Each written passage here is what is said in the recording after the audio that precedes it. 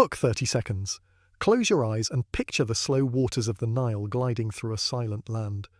Imagine the faint rustle of reeds along the riverbank, the soft breath of desert wind over sand, and the endless rhythm of water rising and falling with the seasons. This is the Egypt that existed long before kings and queens carved their names in stone. It is here, in this slow, patient landscape, that the story of Hatshepsut truly begins, not with crowns or monuments, but with the eternal Nile itself. Chapter 1. The Ancient Nile World. The Nile is not in a hurry. It never was. Year after year, century after century, the river followed the same patient rhythm, swelling with the rains from distant African highlands, spilling over its banks, soaking the dark soil, and then retreating again to reveal the fields that would sustain Egypt. For the ancient Egyptians, time was not measured in hours or minutes, but in the rise and fall of this river. Each flood was a promise, each retreat a reminder of patience, each season a quiet reassurance that life would continue. If one stood in silence on the banks thousands of years ago, long before the reign of Hatshepsut, the sounds would be simple and repetitive. The lapping of water against reeds, the cry of ibises circling overhead, the creak of a wooden boat pulled by the current. Farmers moved slowly in the distance, their ploughs drawn by oxen, their bare feet pressing into the moist earth. Nothing was hurried. The pace of life matched the pace of the river. The Nile was Egypt's spine. Without it, the land was desert, bare and lifeless, a vast sea of sand stretching endlessly in both directions. But with the Nile, the desert was broken by a ribbon of green, narrow but full of life. Papyrus reeds swayed. Palm trees leaned in the soft breeze. Fish darted beneath the water's surface. The river nourished barley and wheat, lentils and onions, cucumbers and dates. It was this dependable fertility, this constant cycle of giving and taking, that allowed Egypt to rise as one of the first great civilizations. The Egyptians spoke of the river as a divine gift. To them, the Nile was not just water. It was a god, a living presence. Hymns were sung in its honour, offerings were made at its banks. The annual flood was celebrated as both miracle and necessity. In their mythology, the river carried echoes of creation itself. Just as the primeval waters had once given birth to the world, so too did the Nile renew Egypt year after year, an act of rebirth that seemed infinite. And it was not only the earth that the Nile nourished, it also carried people. Its waters served as highways long before roads connected villages and cities. Boats made of papyrus and later of wood glided along its surface, carrying grain, cattle, stone, and people from one settlement to another. A traveller could drift northward with the current or raise sails to harness the southern wind. The Nile was both road and river, connecting Upper Egypt in the south, with Lower Egypt in the north, linking communities in a bond of water and trade. By the time Hatshepsut would one day claim power, the Nile had already shaped Egypt for thousands of years. Entire dynasties rose and fell, while the river remained the same. Flood levels might vary, too high and fields were destroyed, too low and famine loomed, but always the cycle returned. Always the people waited, prayed and watched. The patience of the Nile became the patience of Egypt itself. In the quiet of evening, when the sun slipped behind the desert hills, the river reflected the fading light like liquid bronze. Families sat by its banks, tending small fires, while children splashed at the water's edge. Fishermen untangled their nets. Women pounded grain into flour. Priests stood in temples not far from shore, raising their arms to gods who, in Egyptian belief, control the waters and the harvest. Life was ordinary, repetitive, steady, and in that steadiness lay survival. Egypt's entire society was built on this dependable order. Each year was divided into 3 seasons, each tied directly to the behaviour of the river. The first season, Akit, was the flood. From roughly June to September, the Nile swelled beyond its banks, covering the fields in a sheet of muddy water. Farmers set aside their tools and waited. Temples held ceremonies, praising the gods for renewal. The second season, Peret, stretched from October to February, when the waters receded and left behind rich, dark silt. Seeds were planted carefully in this soil, and the first shoots began to rise. The third season, Shemu, lasted from March to May, the harvest season, when grain was gathered and stored in tall mud brick granaries. Then, as predictably as the sun rising, the cycle began again. This order was mirrored in the Egyptian sense of time. They did not think of history as a straight line rushing forward, but as a circle, a rhythm repeating itself endlessly. Life, death, rebirth, this was the cycle of the Nile, and it was also the cycle of kingship, of ritual of the gods themselves. For the Egyptians, to live was to participate in this great circle, to accept its calm repetition. If you imagine an Egyptian village around the year 1500 BCE, during the generations before Hatshepsut's birth, it would not appear hurried or restless. Houses were small, built from sun-dried mud bricks, arranged in simple rows along narrow lanes. Roofs were flat, often used as sleeping places on warm nights. Within, rooms were sparsely furnished. A low bed, a few stools, jars for storing food and water. Life moved slowly, day after day. The people rose at dawn with the sun. Men walked to the fields, guiding cattle, pressing seeds into the soil or cutting reeds. Women ground grain, baked bread, brewed beer, tended children. The pace of the day was marked not by clocks, but by the position of the sun and the toll of chores that repeated endlessly. Evenings were for gathering, for eating simple meals, for telling stories by flickering light. Sleep came early, under skies filled with stars. To us, such monotony might seem dull, but to the Egyptians, this was stability. This was order, what they called ma'at, the balance of the world, the harmony between gods and humans, between earth and sky. Ma'at was not simply an idea, but a principle woven into every part of life. The pharaoh himself was seen as the guardian of Ma'at, the one who maintained cosmic balance, just as the river maintained earthly survival. Without Ma'at, chaos threatened. With it, life continued in peace. The desert that bordered this green strip of land was ever-present, silent and vast.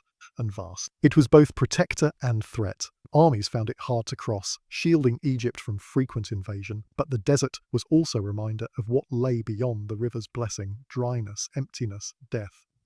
For the Egyptians, this sharp contrast between fertile floodplain and barren sand reinforced their view of the world: life and death, order and chaos, green and gold. The Nile was the line between them, and it was the Nile that they honoured. Even in the quiet, there were grand undertones of eternity. Temples rose along the riverbanks, stone against the sky, dedicated to gods like Amun, Ra and Osiris. Priests carried out rituals that stretched for hours, chanting in slow rhythm, offering incense, water, bread and meat to images of the gods. Statues were washed and clothed, their faces painted, their presence sustained through ritual repetition. Every act, every prayer was performed not in haste but in steady, deliberate calm. This was the world into which Hatshepsut would one day be born, a world of rivers and rituals, of order and endless cycles. She did not emerge in a restless society chasing novelty. She emerged in a land that prized continuity, that valued the predictable, that found comfort in slowness. And in many ways it was this very slowness that allowed her reign to flourish, because it gave space for monuments to rise, for trade to expand, and for a woman to claim the throne of Egypt. But before that claim, before the crown and the titles, there was only the Nile. Flowing, patient, eternal. The silent witness to every dynasty, every reign, every life and death. The river had seen kings rise and fall, armies march and crumble, temples built and buried. It would see Hatshepsut as well, just as calmly, just as indifferently. And in its quiet, steady course it gave Egypt, and the world, the possibility of history. And so, as the sun set over the desert ridges, and the cool of night spread across the green fields, the Nile continued its timeless journey, carrying silt, carrying life, carrying stories yet to unfold. Among those stories was one of a queen who would become king, a woman whose name would be carved into stone, erased and rediscovered again. But for now, in these first quiet centuries, all was steady, all was slow, all was the Nile. Chapter 2.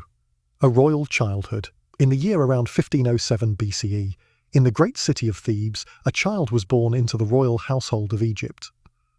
The palace where she first opened her eyes was not built for haste or comfort in the modern sense. It was a collection of long halls and shaded courtyards, made of mud brick and stone, decorated with painted walls, guarded by columns and gates. Sunlight streamed through narrow windows, filtered by linen hangings. The air smelled of oils, incense, and the faint dust of the desert beyond. This was the childhood world of Hatshepsut, daughter of Pharaoh Thutmose I and his principal wife, Thutmose. Her name, when given, carried meaning. Hatshepsut translates roughly as foremost of the noble ladies. In Egypt, names were not casual choices. They reflected hopes, lineage, connections to gods, and the weight of destiny. Her name declared her noble birth, her high station, her place within the order of maids. Even as an infant in swaddling linen, her identity was shaped by tradition and expectation. She was not merely a child. She was a link in a dynastic chain that stretched back centuries. In the palace nursery, attendants cared for her with steady ritual. Nursemaids rocked her with songs that praised the Nile and the gods. They offered milk from wet nurses of the court, women chosen carefully for health and purity. Incense was burned to protect her from spirits, amulets tied to her cradle to ward off unseen forces. Childhood in ancient Egypt was both tender and practical. Infants were loved and cherished, but they were also seen as vulnerable to illness and danger, requiring constant divine protection. The palace around her hummed with quiet order. Servants moved slowly along corridors, carrying baskets of bread, jars of beer, linens folded with care. Courtyards filled with the sound of sandals brushing against stone. Officials came and went, bringing petitions to her father, the pharaoh. Priests performed daily rites in nearby temples, their chants drifting faintly through the city air. Thebes itself was alive with markets, workshops, and the ceaseless activity of an ancient capital, yet within the palace walls, life was structured, calm, and repetitive. As a royal child, Hatshepsut's world was different from that of the farmers and craftsmen beyond the palace. She was clothed in fine linen, softer and more carefully woven than the rough garments of common people. Her toys were miniature versions of the adult world, small carved animals, wooden dolls with painted faces, and tiny vessels of clay. She learned early to imitate ritual gestures, watching the priests who came to bless the royal family. Even her play carried echoes of duty, for to be royal was to be prepared from the beginning for a life of ceremony. Yet, like any child, she must have known moments of laughter, curiosity, and mischief. She likely played in shaded courtyards, chasing birds, watching butterflies hover over lotus ponds, hearing stories told by nurses of gods, kings, and faraway lands. The palace garden was her playground, filled with sycamore trees, fragrant flowers, and carefully tended pools. There she saw the abundance that the Nile made possible, the green bounty set against the desert horizon. These early impressions of balance between desert and river, order and chaos, may have left a lasting imprint on her mind. Her father, Thutmose I, was a seasoned warrior king known for his campaigns in Nubia and Syria. To young Hatshepsut, however, he was not only pharaoh but also father. She would have seen him in formal settings, enthroned in state, wearing the tall white crown of Upper Egypt or the red crown of Lower Egypt, surrounded by courtiers. But she would also have known him in quieter moments, perhaps walking in the palace gardens, perhaps offering her small tokens of affection. Though Pharaoh was considered divine, within the family he was also human, and the bond between father and daughter carried both tenderness and gravity. Her mother, Queen Thutmose, gave her both royal legitimacy and religious prestige. The queens of Egypt were not passive consorts, they were vital links in dynastic succession. Through her mother, Hatshepsut inherited ties to powerful priesthoods and to the sacred role of women in ritual life. Thutmose herself would have taught her daughter not only the duties of a queen, but also the composure, dignity, and stillness expected of a woman who lived in the shadow of temples and gods. And God's education in the palace was deliberate and steady. Royal children were taught to read and write hieroglyphs, a skill that required years of patient study. Scribes guided her hand as she practiced carving signs into clay or writing with reed pens dipped in ink made from soot and ochre. She learned the stories of the gods: Ra, the sun god who travelled across the sky each day; Osiris, lord of the underworld; Isis, the mother goddess of magic and rebirth. These myths were not simply tales but frameworks for understanding the world. To memorize them was to participate in the rhythm of creation itself. She also studied mathematics, essential for managing estates and temples. She practiced addition, subtraction, and fractions using pebbles and chalk. Lessons were steady, repetitive, designed to instill patience. She learned music too, the slow beats of drums, the gentle plucking of harps, the chanting tones of hymns. Education was holistic, weaving practical skill with ritual knowledge, preparing her for a life that was as much religious as political. Among her earliest roles was that of a god's wife of Amun, a title that carried immense spiritual weight. Even as a child, she was introduced to temple rituals, taught to purify herself, to wear linen garments, to offer incense, and to recite prayers. And this was training not only in devotion but in authority. To serve as God's wife was to stand at the intersection of divinity and kingship, a position that foreshadowed the greater power she would one day claim. Yet childhood in Egypt was not without fragility. Disease was common, and many children did not survive to adulthood. To protect Hatshepsut, charms were worn, rituals performed, and prayers offered daily. The belief in magic and divine protection permeated her upbringing. Amulets of the Eye of Horus, carved scarabs, and small figurines of protective gods like Bes were placed near her bed. These were not toys but shields against unseen dangers. The rhythm of her days was shaped by palace life. Mornings with lessons, afternoons in gardens or shaded rooms, evenings with family rituals. Meals were simple but abundant. Bread made from yam or wheat, beer brewed from barley, fruits like figs and dates, roasted meats for feasts. Food was not rushed but consumed with the awareness that it was a gift of the Nile, a gift of might. Even eating was part of the cycle of balance that defined Egyptian life. Outside the palace, Hatshepsut would have observed festivals, slow-moving processions of priests carrying images of gods through the streets, accompanied by music, incense, and cheering crowds. These sights imprinted on her the grandeur of ceremony, the power of ritual to unite people, and the central place of religion in maintaining order. To a child, these processions must have seemed magical, but they were also lessons in the language of power, lessons she would one day use with skill.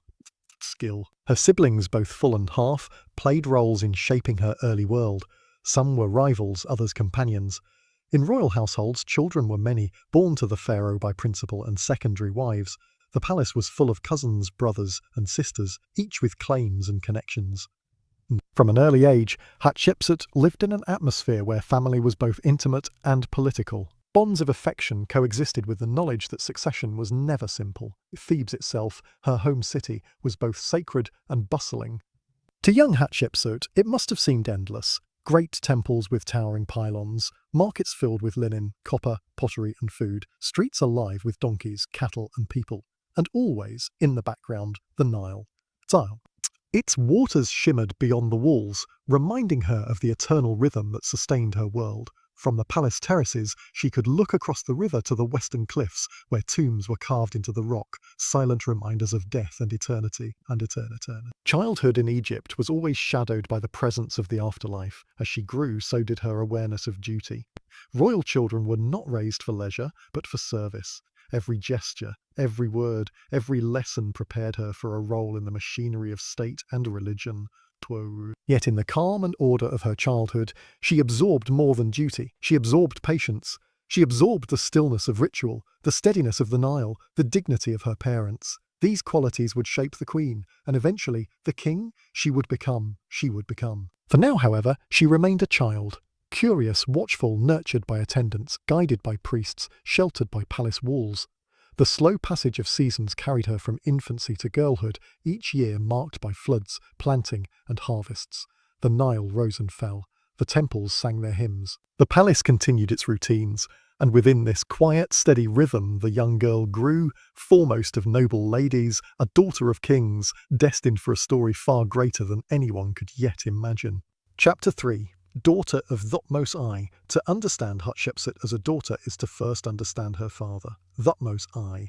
He was not born into power with the certainty of kingship, yet he rose through military skill, political alliances, and the weight of destiny to become Pharaoh of Egypt. His reign marked strength and expansion, a time when Egypt looked beyond its borders toward Nubia in the south and Syria in the north. And into this reign, into this atmosphere of both order and ambition, Hatshepsut was born, his beloved daughter, his noble child. Thutmose I stood as a figure of both awe and familiarity in her life. To the people of Egypt, he was divine, the living Horus upon the throne, the guarantor of Maat. But to Hatshepsut, he was father, stern at times, distant at others, yet capable of tenderness. When she was still small enough to be carried, she may have reached her hands toward the tall figure clad in white linen, crowned with the tall plumes of Upper Egypt, his skin scented with oils, his voice resonant with command. Her memories of him would not have been of the battlefield, but of the palace, the gardens, the rituals in which she sometimes stood at his side. Her father's bloodline gave her legitimacy, and that legitimacy was emphasized repeatedly in inscriptions, later carved into stone during her own reign. She was not content to let her origins be forgotten. She reminded Egypt again and again that she was the true child of Thutmose I and his great royal wife Thutmose. In a world where many children of pharaohs came from secondary wives or concubines, her birth from the principal queen gave her a status of rare purity. She was the direct offspring of the highest union. This was no small matter, for legitimacy was as vital as strength in the politics of succession. The relationship between a pharaoh and his daughter was not one of casual affection. It was framed by ritual, duty, and expectation. Hatshepsut's presence at court was a symbol of continuity. When she appeared beside her father during festivals or ceremonies, she was not only a child but an emblem of dynasty, a living testament that the blood of kings would flow onward. Each gesture she made in public was observed, each step marked as significant. The people saw in her the future of stability, even if few imagined she would one day rule in her own name. Yet behind the public face, there must have been the quieter, more human moments of father and daughter.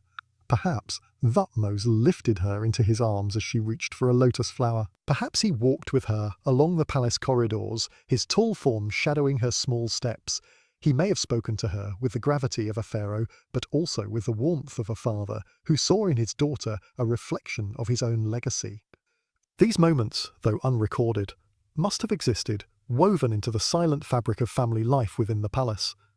Her father's reign was marked by expansion. He campaigned into Nubia, pushing Egypt's borders deeper into the south, securing gold mines, trade routes, and tribute. He led armies into the Levant, where towns and cities fell under Egyptian influence. These campaigns were celebrated in inscriptions and reliefs carved into stone to remind future generations of Egypt's might. For Hatshepsut, hearing of her father's victories would have been part of her education, part of the stories that shaped her understanding of kingship. Though she was too young to march in battle, she learned that a pharaoh was not only a priest and a ruler, but also a warrior. Strength and piety were equal parts of kingship. Her mother, Queen Thutmose, reinforced the legitimacy of her father's throne. Together, Thutmose and Thutmose formed the highest pair, pharaoh and great royal wife, embodying divine balance. Through them, Hatshepsut inherited both blood and prestige. This dual parentage gave her a foundation that would later allow her to argue with calm confidence that she was destined to rule not merely as queen but as king. For now, however, as a daughter, she absorbed the steady lesson that her birth was no accident but part of a divine plan. The palace life of a pharaoh's daughter was steeped in ritual. At festivals such as the Opit, when statues of Amun were carried from Karnak to Luxor, Hatshepsut likely stood beside her father, watching the golden barks glide through the streets, listening to hymns sung by priests, smelling the heavy incense. At the beautiful feast of the valley, when offerings were made to the ancestors in their tombs, she learned the solemnity of honouring the dead. These public roles taught her dignity, composure, and the stillness of bearing required of royalty. But palace life was also layered with instruction. Her father's advisors and scribes ensured that she was educated in the traditions of kingship. She was told of her ancestors, the long line of rulers stretching back to Thutmose I, the founder of the 18th dynasty. She learned the importance of temples, of building projects, of endowments that sustained the gods. From her father's example, she saw that to rule Egypt was not to act swiftly or rashly, but to act steadily, like the Nile itself, slow, deliberate, dependable. Her bond with Thutmose I would not only shape her childhood, but also her reign. Later, when she became pharaoh in her own right, she emphasized that her father had chosen her, that he had placed her on the throne by divine will. Whether this was literal truth or political strategy, it reveals how deeply she identified herself as the daughter of Thutmose I. In her inscriptions at Deir el-Bahari, she proclaimed that he had declared her successor, as though the father's voice echoed across time to justify the daughter's rule. It is worth pausing to imagine the palace itself in which this father-daughter relationship unfolded. Thebes in the 16th century BCE was not a city of towering skyscrapers, but a blend of temples, houses, workshops, and the royal complex, Pharaohs. Within the palace, walls were painted with scenes of lotus flowers, birds, and geometric designs. Floors were smoothed and cool, sometimes covered with woven mats. Servants tended to the needs of the royal family with quiet efficiency. Musicians played harps and flutes in the background of meals. It was a world of calm order, punctuated by ritual splendour. For Hatshepsut, being the daughter of Thutmose I was both a blessing and a burden. It gave her privilege, education, and the chance to witness the highest rituals of state. But it also bound her to expectation. She was watched, guided, instructed, moulded. She could not escape her role any more than the Nile could escape its banks. Her childhood was not a private affair, but a public preparation. When Thutmose I passed away, Hatshepsut was still young, yet the memory of him lingered. His campaigns were remembered. His building projects stood. His name was carved into temple walls. For his daughter, his legacy was not only external, but internal. His reign became a model, his image a presence she carried with her.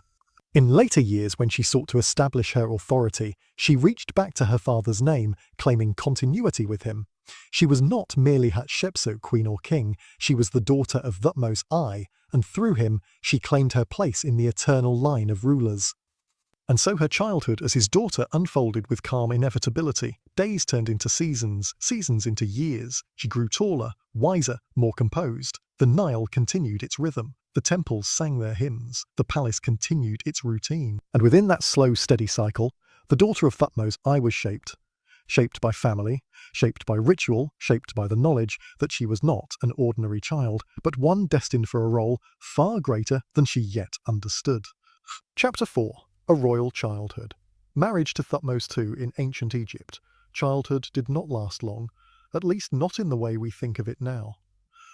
Royal children were raised with tenderness, but they were also raised with duty. By the time a daughter of Pharaoh reached her early teens, she was expected to enter into the patterns of dynastic necessity.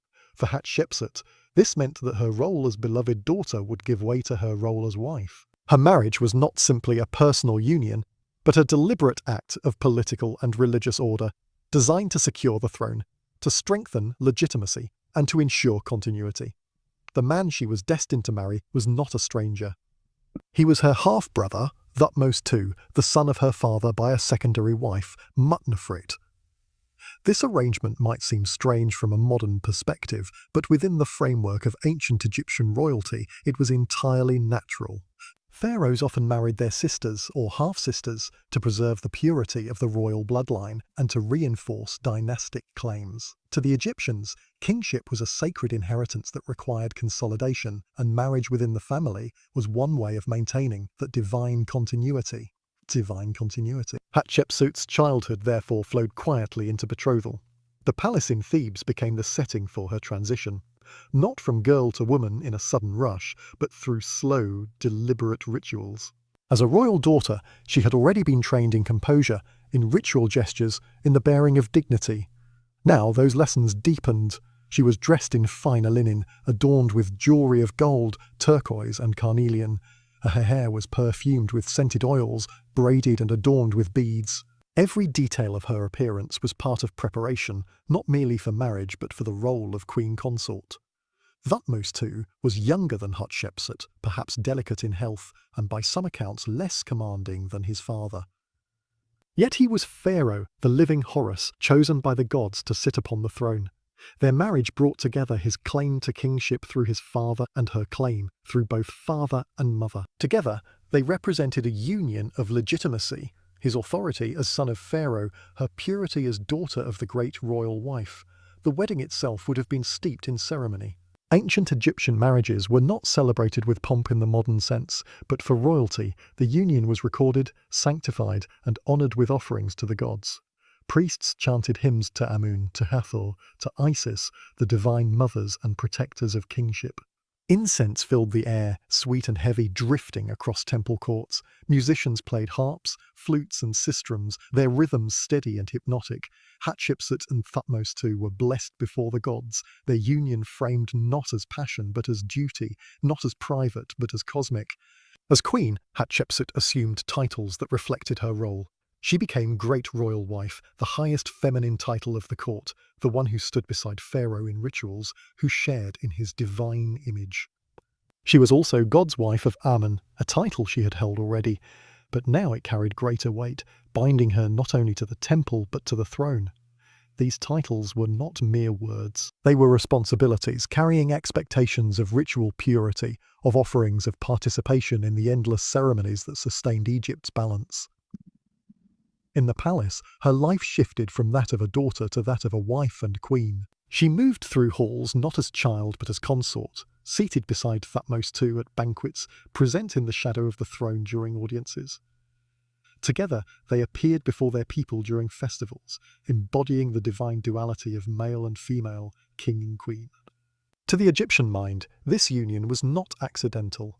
It mirrored the union of gods, the harmony of creation itself. Pharaoh was Horus, the falcon, son of Osiris. His queen was Hathor or Isis, the divine mother.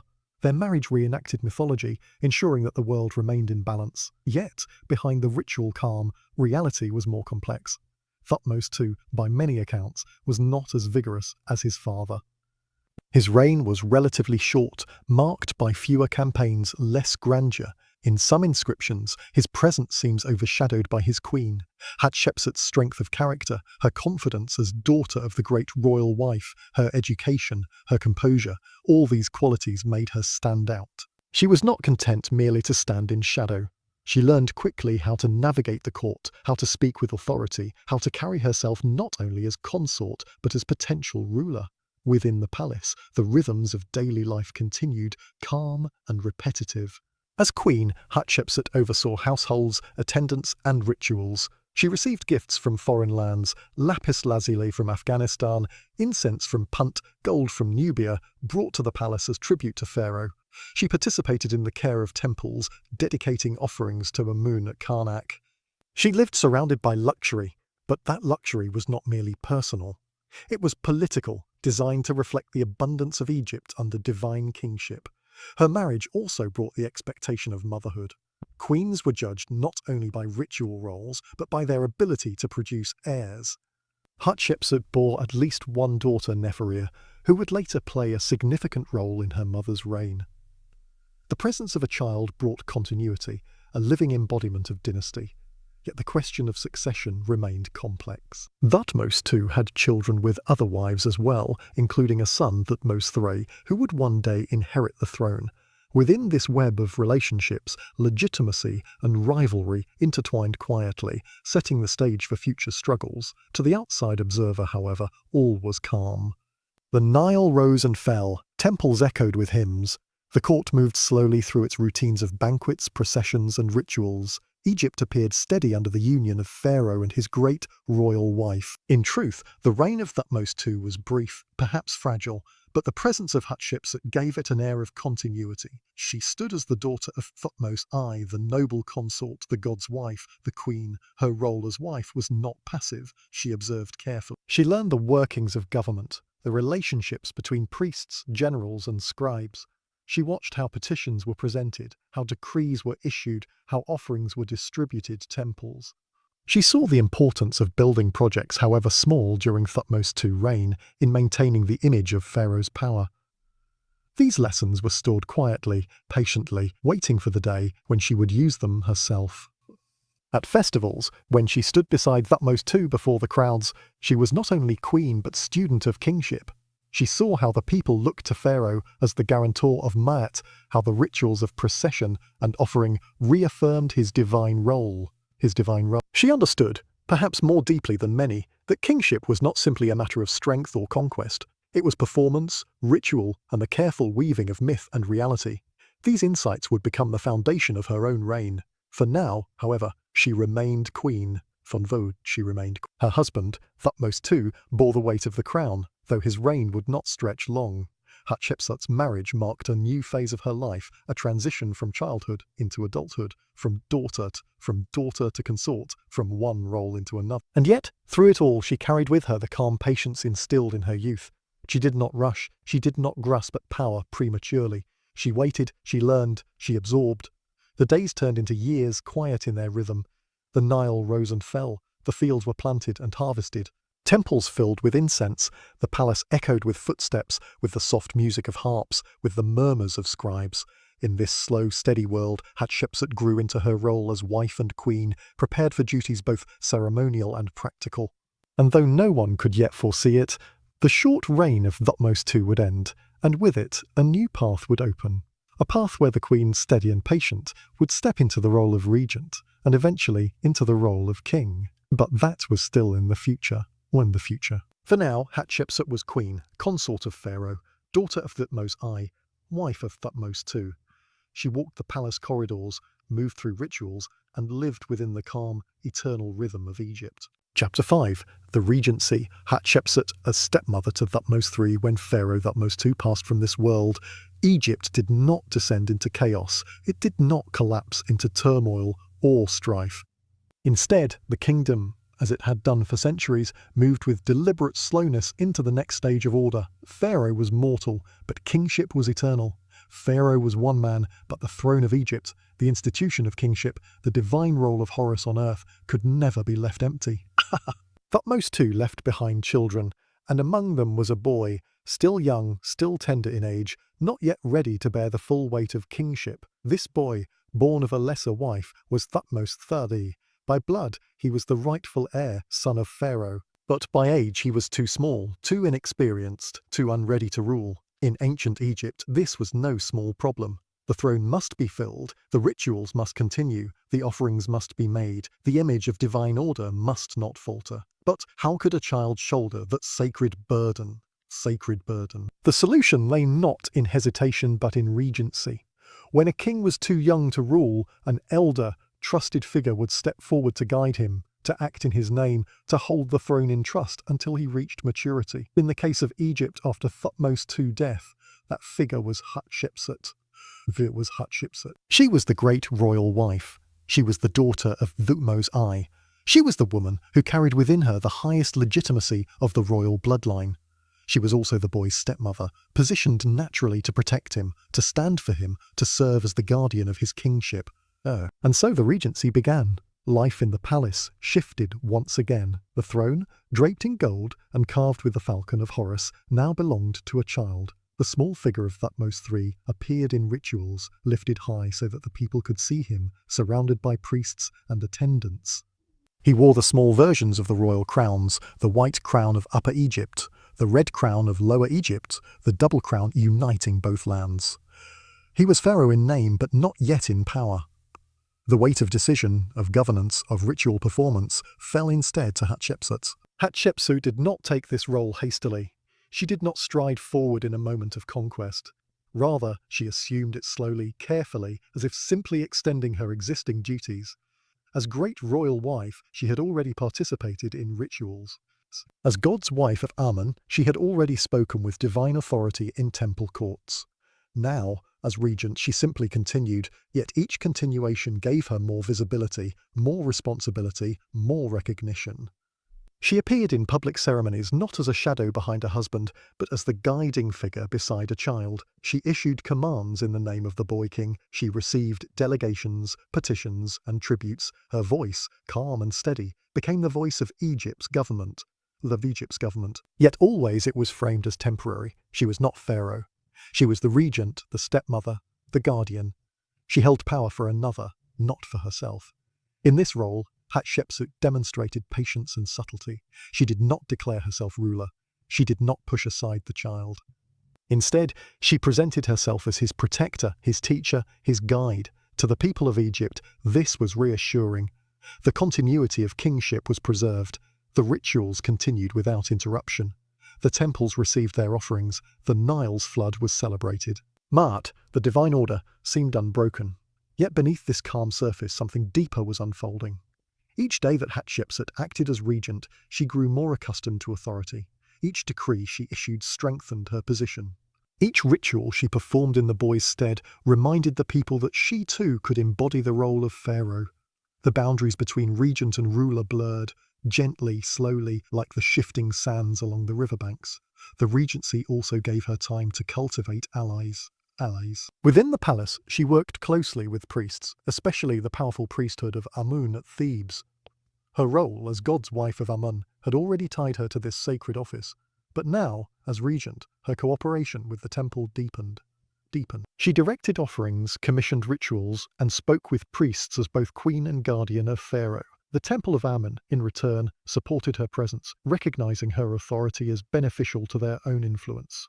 In the army too, her regency gave her reach. Generals and captains, loyal to the throne, now brought their reports to her. Campaigns in Nubia or along the borders were approved in the boy's name, but guided by her decision. Military leaders learned to look not only to the child king, but also to the woman who stood behind him, steady and composed. Hatshepsut's daughter, Neferia, also entered into the circle of ritual and power. As the young princess grew, she too assumed priestly titles, standing alongside her mother in ceremonies. The presence of mother and daughter, both in sacred roles, emphasized the feminine line of power within Egypt at that moment. It was not a break in tradition, but an expansion of it. The queen and the princess appeared as servants of the gods, guardians of the throne, protectors of the child king. Still, the image was maintained. Thutmose III was Pharaoh. He was the heir of his father, the chosen of the gods, the living Horus, the living Horus. In inscriptions, his name appeared with the royal cartouche. On monuments, his figure was carved, even if small, even if supported by others. The regency never denied his kingship. It merely held it in suspension, guarded by Hatshepsut's steady hands. Years passed in this manner, calm and deliberate. Again, the boy grew slowly, learning from priests, from generals, from tutors. He watched his stepmother preside over ceremonies, issue decrees, and receive foreign envoys. He learned what kingship looked like by watching her perform it. His own role was present, but not yet dominant. Ulud dominant. And all the while, Hatshepsut's presence grew more natural. The people became accustomed to hearing her voice, to seeing her in public, to recognizing her as the face of government. The line between regency and rule became thin. What began as temporary stretched into permanence, not through force but through habit, not through sudden change but through the slow accumulation of years. The Nile rose and fell, fields were planted and harvested, temples echoed with chants. Life in Egypt remained steady, calm, repetitive. The regency did not disrupt that rhythm, it sustained it. But within that rhythm, Hatshepsut's role deepened, layer upon layer, until it was no longer possible to imagine the throne without her. She was stepmother, guardian, queen, regent. And soon, though no one yet named it aloud, she would become something more. She would become Pharaoh in her own right. But for now, the story remains within the quiet years of regency. The slow passage of time, the careful accumulation of authority, the delicate balance between a boy king's rightful throne and a woman's growing grasp of power. Chapter 6, From Regent to Pharaoh. Hatshepsut takes the throne. The years of regency passed quietly, almost imperceptibly. At first, Hatshepsut had stood in the shadow of Thutmose III, acting as his guardian, guiding his throne until he was of age. The throne. But with each passing year, her presence became less that of a substitute and more that of a sovereign. What had begun as necessity ripened into permanence. The Egyptians, ever fond of continuity and stability, had grown accustomed to seeing her at the head of processions, hearing her voice in decrees, and witnessing her figure beside the altars of the gods. And then came the moment when the careful line between regent and ruler blurred so completely that it could scarcely be traced. Hatshepsut no longer appeared only as guardian, she appeared as Pharaoh. This transformation did not arrive with sudden declaration. It came slowly through layers of ritual, imagery and language. In temple inscriptions, her titles shifted. At first she was called a god's wife of Amun, a great royal wife, and a mother of the king. But gradually, other titles appeared, titles that belonged only to Pharaoh, king of Upper and Lower Egypt, lord of the two lands, son of Ra. Each new name, carved in stone, gave permanence to her claim. Most striking of all, she took on the regalia of her kingship. The Egyptians did not think of kingship as male in essence, but as divine. The king was the living Horus, the embodiment of gods on earth. To occupy that role, one had to wear the crowns, hold the scepters, and perform the ritual. And so Hatshepsut began to appear not only in the robes of a queen, but in the regalia of a king. She wore the Nemes headdress, the striped cloth that draped over brow and shoulders, crowned with the uraeus serpent. She took up the crook and flail, the ancient symbols of rulership. She appeared in statues with the false beard of kingship, the small pointed beard that marked the pharaoh as a divine being. It is important to understand that these symbols were not disguises. They were not costumes. They were not costumes. To the Egyptians, they transformed the person into Pharaoh. To wear the crown was to become Horus. To hold the crook and flail was to embody the shepherd and the punisher, the protector and the ruler. By adopting these symbols, Hatshepsut was not pretending to be king. She was becoming king. She was becoming king. In texts too, the transformation deepened. She was no longer a she. She was written as a he. In inscriptions, the scribes referred to her as male. even as they depicted her sometimes with feminine features. This duality did not confuse the Egyptians. To them, kingship transcended gender. The office of pharaoh was a divine role, and the person who filled it became, in essence, a god. Hatshepsut, therefore, was not merely a woman calling herself king. She was pharaoh in the truest sense. Why did this transformation occur? Scholars have long debated. Some argue that Hatshepsut grasped power for herself, unwilling to release it to a young Thutmose III. Others suggest that the priesthood of Ammon supported her claim, seeing in her a figure who could strengthen their own influence. Still others point to her bloodline, daughter of Thutmose I, granddaughter of Ahmose Nefertari, bearer of the purest royal lineage, and argue that her legitimacy made her the natural choice. Whatever the precise motives, the result was the same. Hatshepsut stepped from regency into kingship. The imagery of her coronation reflects this shift. In temple reliefs, she is shown standing before the gods, receiving the crowns of Upper and Lower Egypt. Ammon, the great god of Thebes, places the crowns upon her head. The divine hand affirms her rule. The priests, the nobles, the army, the scribes, all are shown acknowledging her as pharaoh. The ritual does not mark her as temporary regent. It marks her as king, chosen by the gods, anointed by Amun himself. Once enthroned, Hatshepsut adopted full royal titulary, the 5 great names that every pharaoh bore. She called herself Emmokher, meaning a truth is the soul of Re. She took the throne name Useret Ipiru, meaning a powerful of the manifestations. With these names, she bound herself not only to the gods, but to the eternal tradition of kingship. Her cartouches were carved in stone, placed upon obelisks, etched into the walls of temples.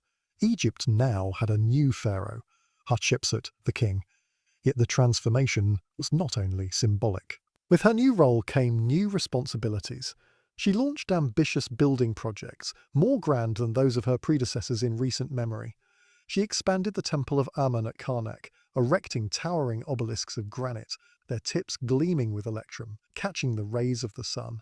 She commissioned her mortuary temple at Deir el-Bahari, a masterpiece of architecture that rose in terraces against the cliffs of western Thebes.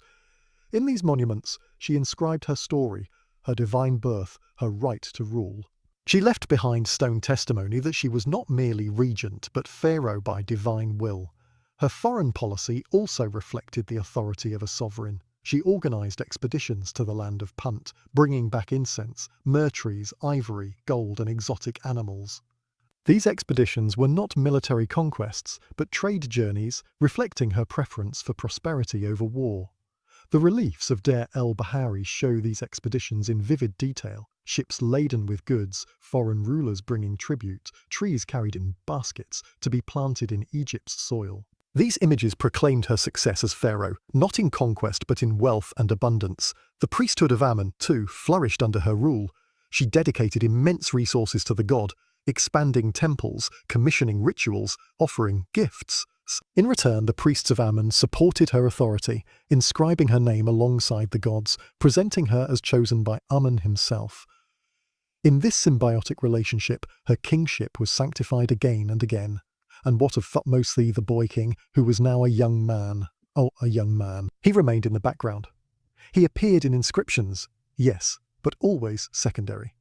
He may have been given command in the army, perhaps sent on campaigns to gain experience, but the throne itself belonged to Hatshepsut.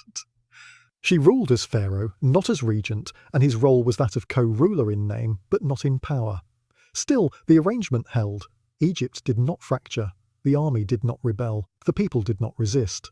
On the contrary, the land prospered. The Nile flooded reliably. Temples gleamed with offerings. Trade enriched the kingdom. The gods, it seemed, had blessed Hatshepsut's reign. Day by day, year by year, her rule became normal. The sight of her statues in male form, the sound of her name in hymns, the vision of her obelisks rising into the sky, all these reinforced her kingship. To question her role would be to question the gods themselves, for it was Amun, not men, who had placed her on the throne. And so, through patience, through ritual, through stone and incense and divine imagery, Hatshepsut completed her transformation. She was no longer regent, she was pharaoh. She had taken the throne, not by force, not by sudden upheaval, but by slow, steady, inevitable accumulation of authority.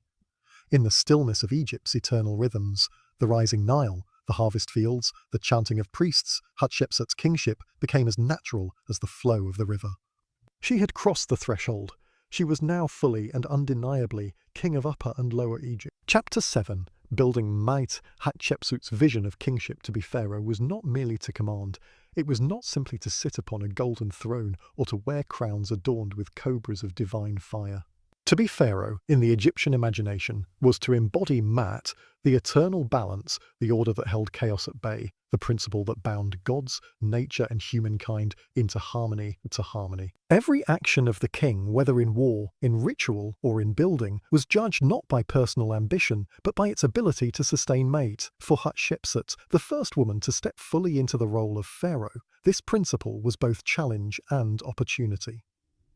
She knew that her reign would be judged not by novelty, but by continuity. Her authority had to be woven into the fabric of tradition so completely that it would seem natural, inevitable, even eternal. To accomplish this, she turned to the most enduring expression of Egyptian kingship, building, sukruk. Stone was permanence. Stone was power.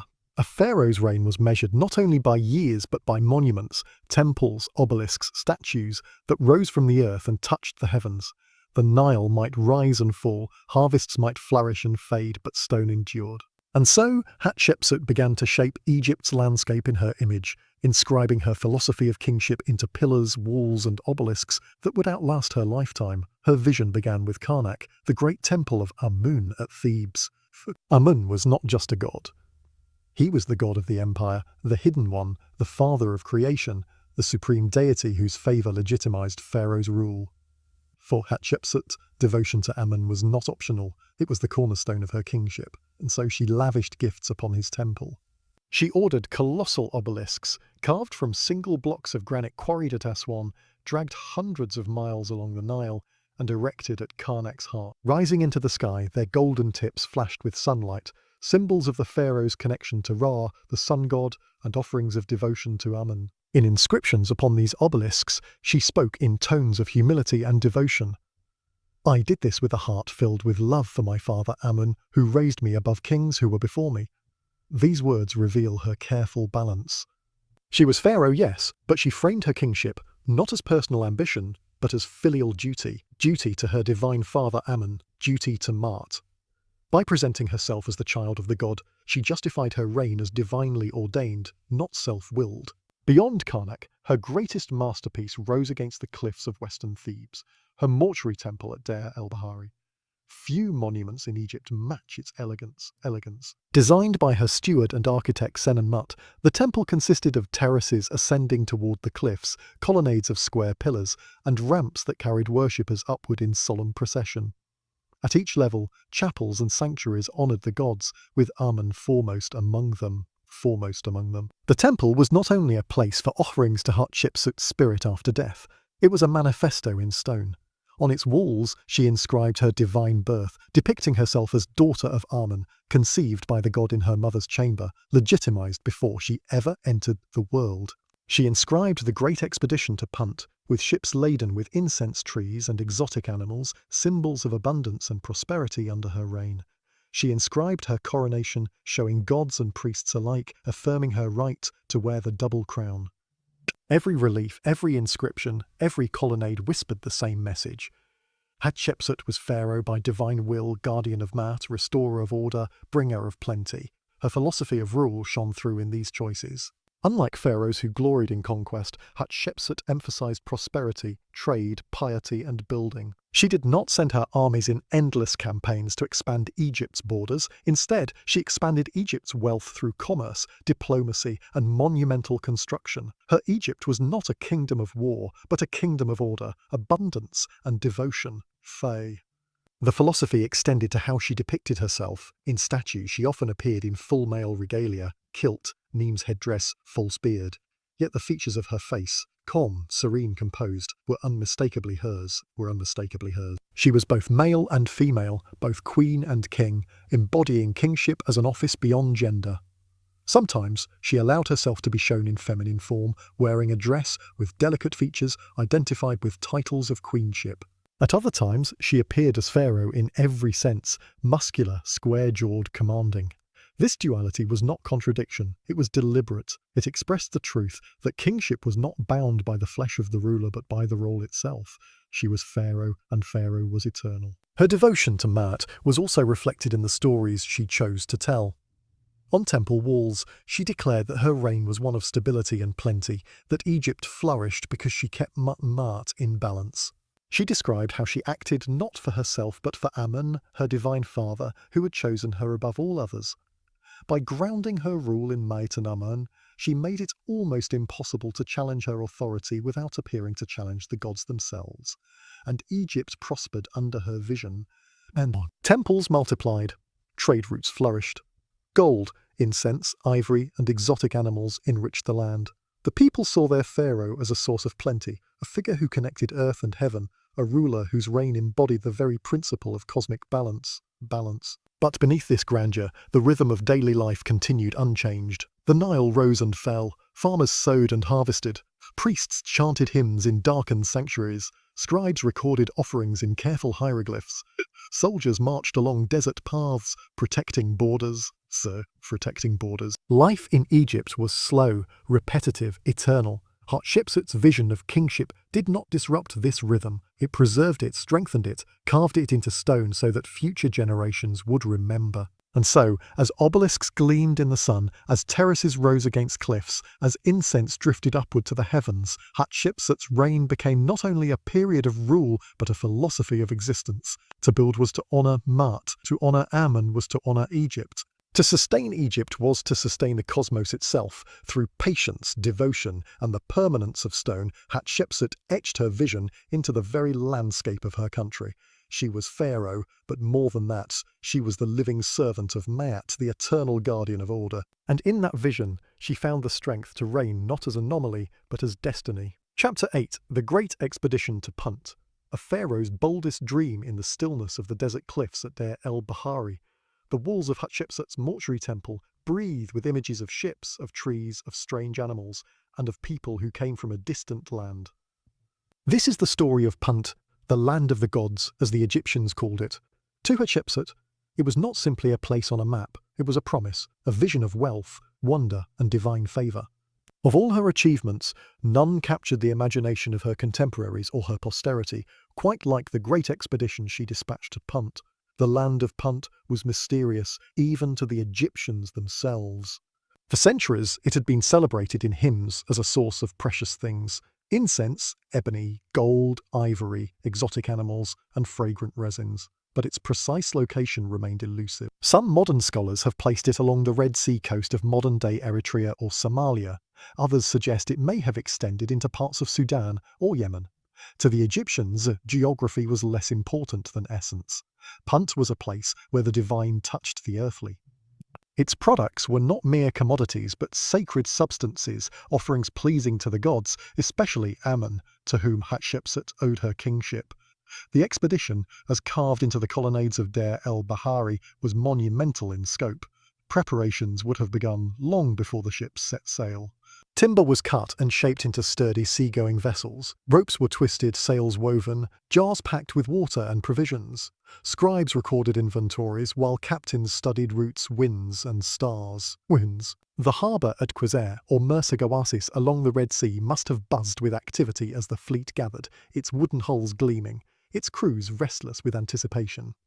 The reliefs show 5 ships, each with tall masts, crews of sailors, and decks piled high with goods to trade.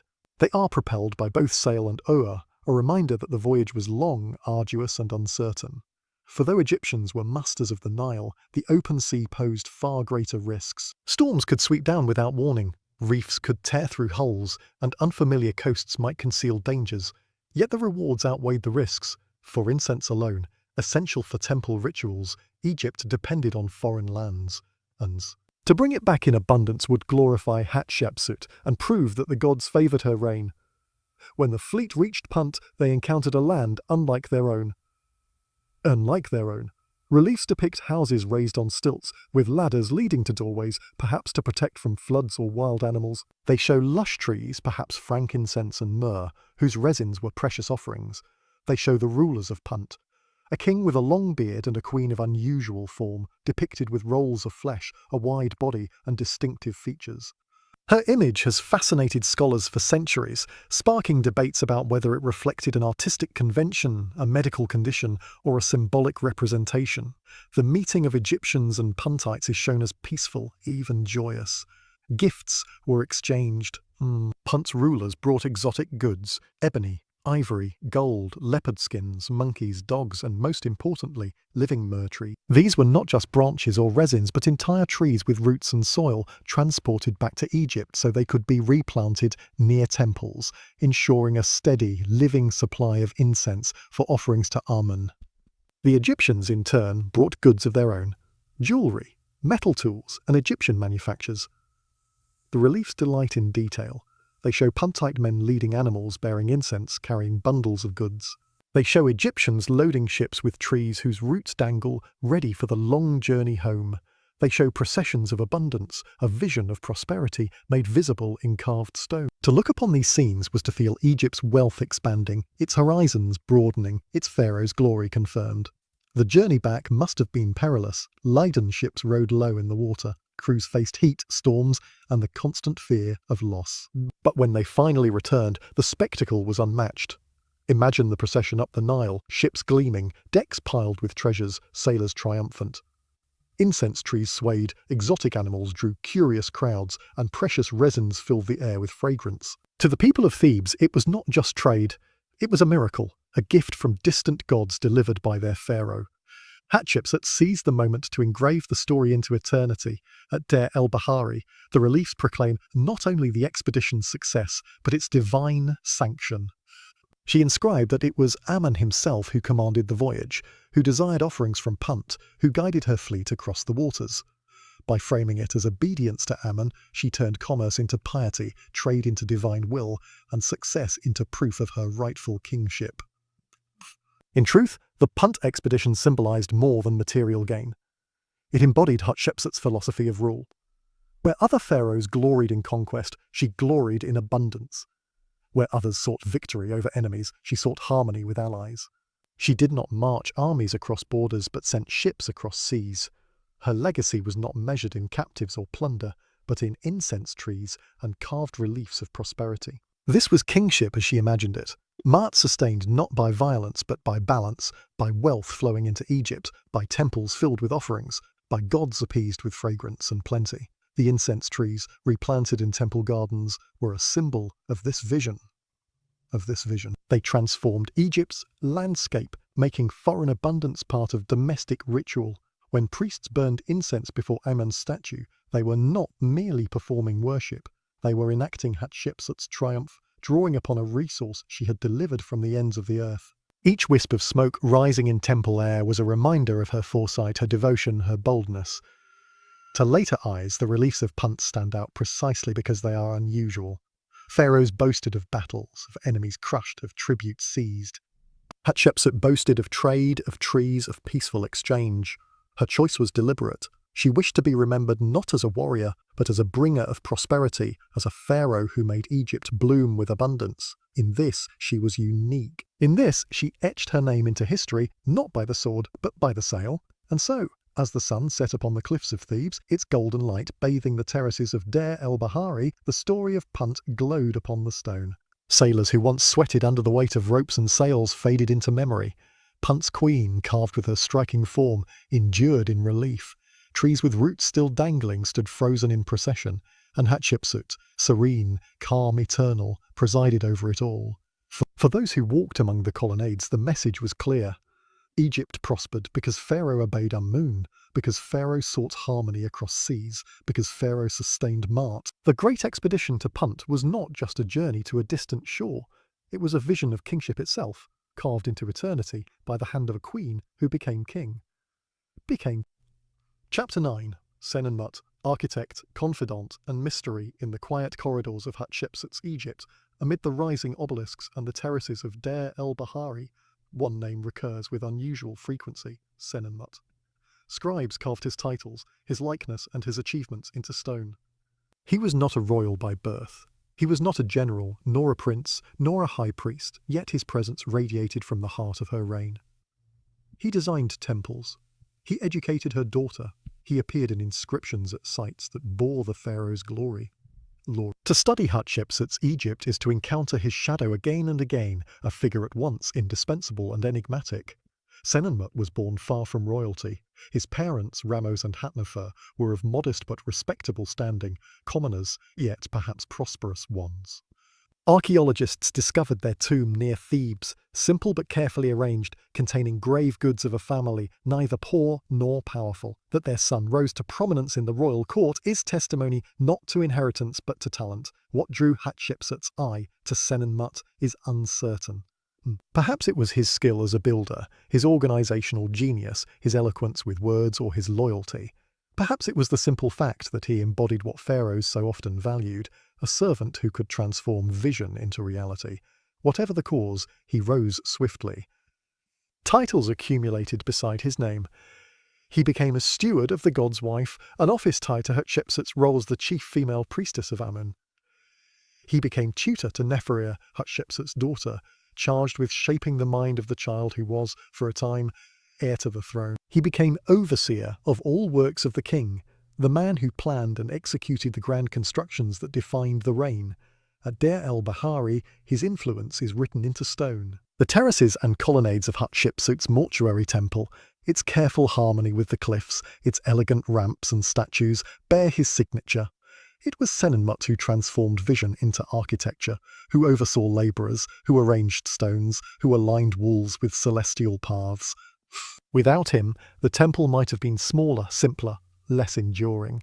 With him it became one of the wonders of Egyptian design, a statement of power and philosophy that endures to this day. Yet Senenmut was not simply a builder. He appears in statues that show him cradling Neferia, her small form sheltered within his protective arms. To entrust a man with the education of the pharaoh's daughter was no small matter.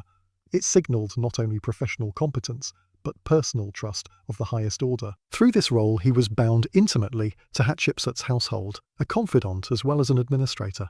And here the whispers begin. Was Senenmut merely a servant, or something more?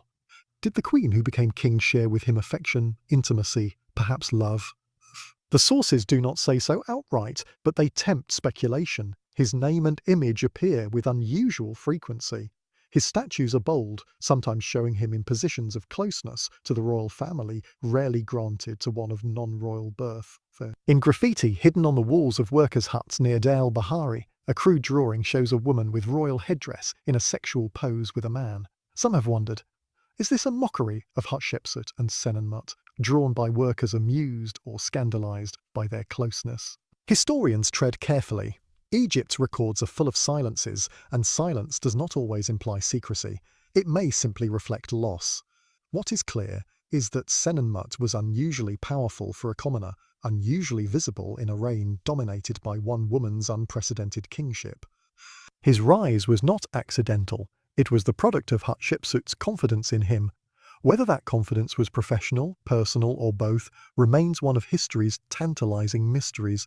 Yet Senenmut's life was not without risk. For every step upward in Egypt's court was a step into dangerous proximity to power. His boldness is reflected in an act almost unparalleled. In 2 secret tombs, carved for himself, he placed images of the sky goddess Nut on the ceiling, a privilege traditionally reserved only for pharaohs. That he dared to decorate his tomb in such a way suggests either extraordinary arrogance or extraordinary closeness to the throne. Was he staking a claim to immortality by association with the kingly sphere? Or was he simply expressing piety in the most elevated form? He knew. His tombs themselves add to the mystery. At least 2 were carved, one near Deir el-Bahari, another in the necropolis of Sheikh Abd el-Qona. Both were left unfinished, abandoned, suggesting that his fortunes may have waned late in life. Whether he fell from grace or simply died before completion is unclear. His body has never been identified. Unlike Hatshepsut, whose memory was attacked and monuments defaced after her death, Senenmut seems to have simply faded, leaving behind ruins, inscriptions, and questions and questions. But in the years of her reign, their partnership was fruitful. Together, they filled Egypt with monuments. Together, they made the walls of temples speak of prosperity, devotion, and divine favour. Together, they raised Deir el-Bahari from the desert floor, a temple unlike any other, a dialogue between human stonework and natural cliff. If Hatshepsut's reign was a tapestry, Senenmut was one of the strongest threads woven into its pattern. To dwell on his story in the slow rhythm of history is to recognize how pharaohs rarely ruled alone. Kingship was a network, a web of officials, priests, generals, and scribes. But even within that web, some figures stand out as confidants, as architects of vision, as companions whose presence shaped the age. For Hatshepsut, Senenmut was such a figure. His name lingers not because he was pharaoh, but because he was not. And yet, he came so close to the heart of power that his shadow still lies across the cliffs of Thebes. In the end, Senenmut's mystery is part of his legacy. If he was only a servant, he was one of the most extraordinary in Egyptian history. If he was something more, advisor, partner, perhaps even beloved, then his life was entwined with one of the greatest experiments in kingship the Nile had ever seen. The silence of history does not answer. The walls of Deir el-Bahari, carved with trees, ships and gods, keep their secrets, and so Senenmut remains, like the temple he built, elegant, enduring, enigmatic. Chapter 10. The Obelisks of Karnak. Monuments of light, there are few creations in ancient Egypt more striking, more defiant against time than the obelisk. A single block of stone, quarried, carved, transported, and raised until it pierced the sky. It was both engineering and offering, permanence and ephemerality. For while the stone endured, what it caught was light, the golden rays of the sun at dawn, the shifting brightness of Ra across the day, the flame of divine fire made visible. To raise an obelisk was to capture the sun, to anchor light into stone, and to proclaim Pharaoh's devotion in terms no god could ignore. At Karnak, the great temple of Amun at Thebes, Hatshepsut chose to make her boldest mark not in battle scenes or monumental statues of conquest, but in obelisks, soaring granite monoliths that announced her kingship to the heavens. The obelisk was a quintessentially solar symbol, tied to Ra, the sun god, but also to Amun-Ra, whose worship had become dominant. For Hatshepsut, whose reign was built on emphasizing her unique bond with Amun, the obelisks were not only offerings, but arguments carved in granite, arguments that she was pharaoh, chosen of the god, guardian of Maat. The undertaking was immense. At Aswan, far to the south, the red granite quarries yawned like scars in the earth. Here, under the fierce sun, stonemasons worked with dolerite pounding stones, chipping slowly, endlessly, until the vast block began to take shape.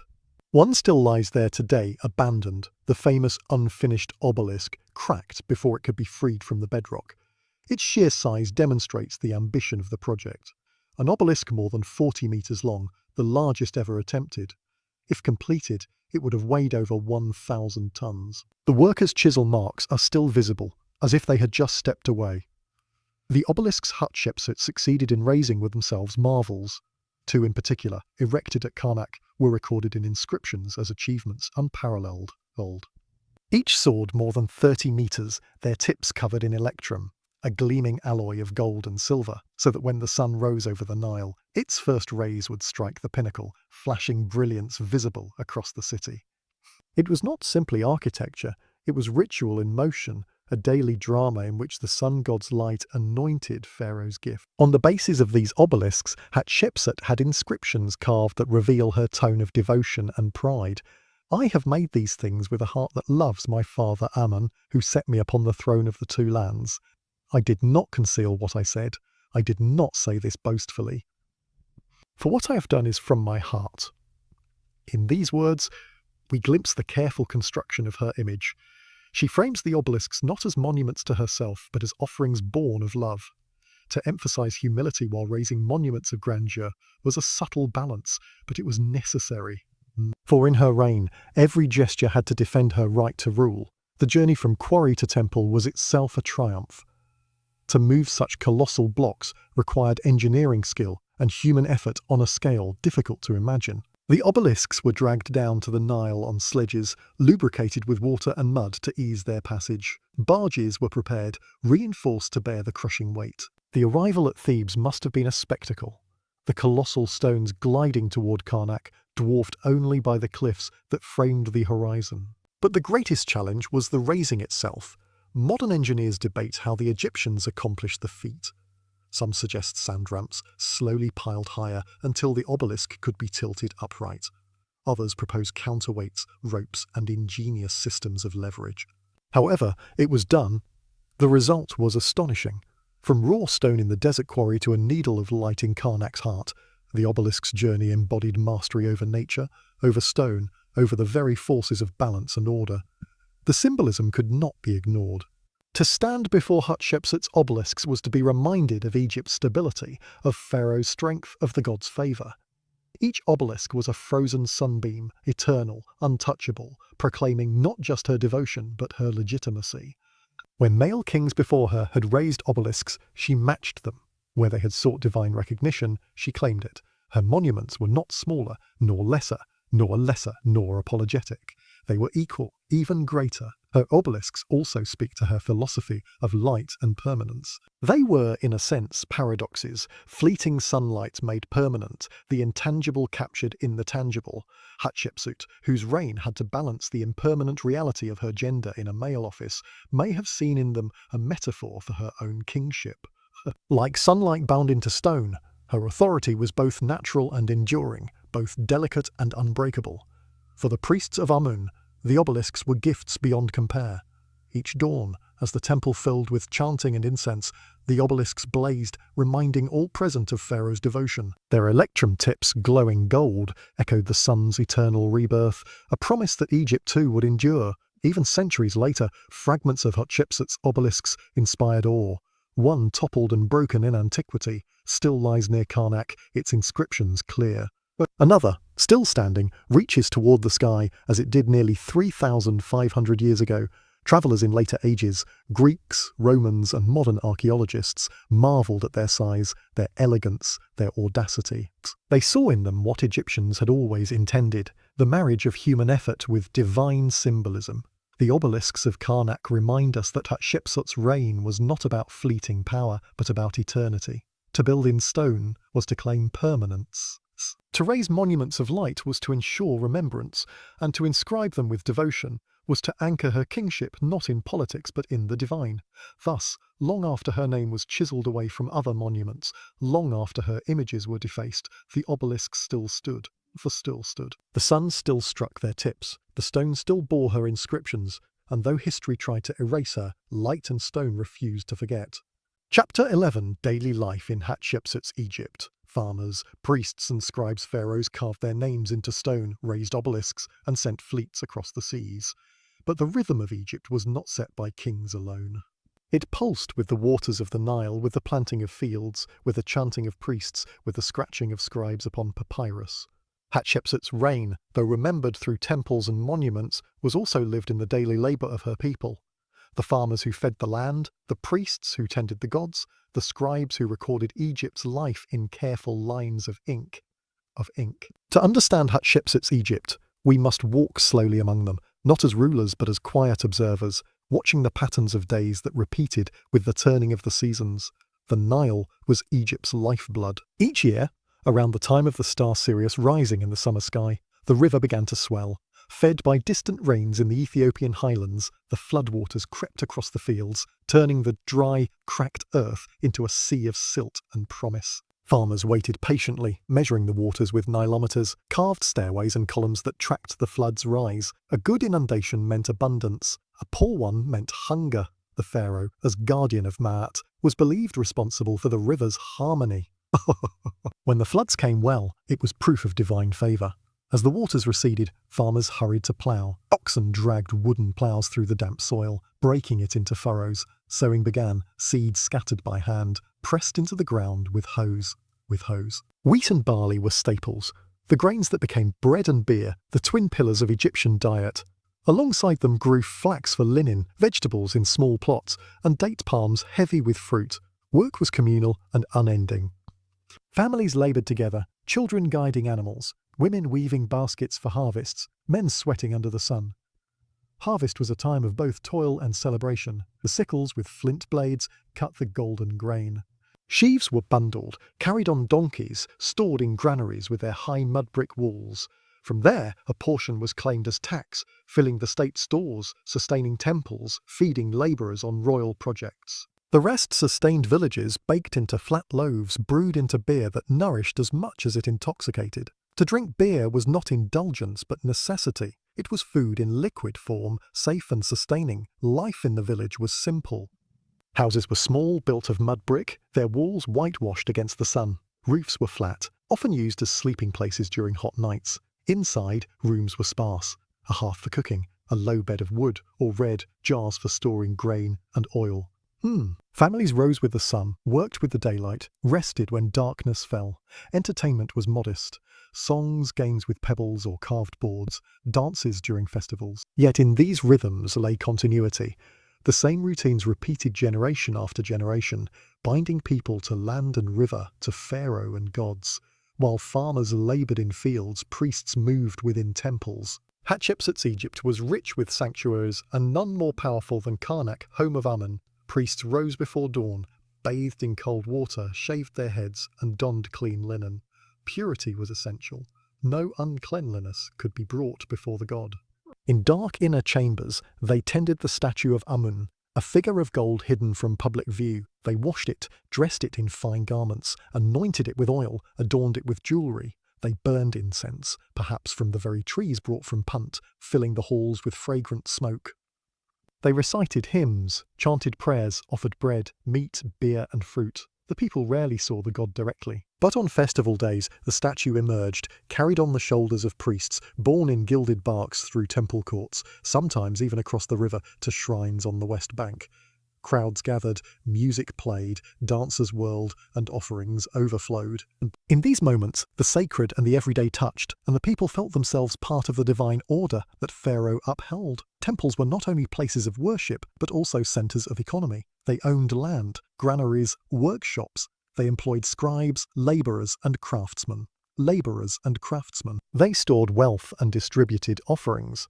A temple like Karnak was almost a city within a city, buzzing with activity. Bakers preparing loaves for daily offerings, brewers making beer, butchers cutting sacrificial meat, scribes recording each transaction. In this way, religion and economy were inseparable.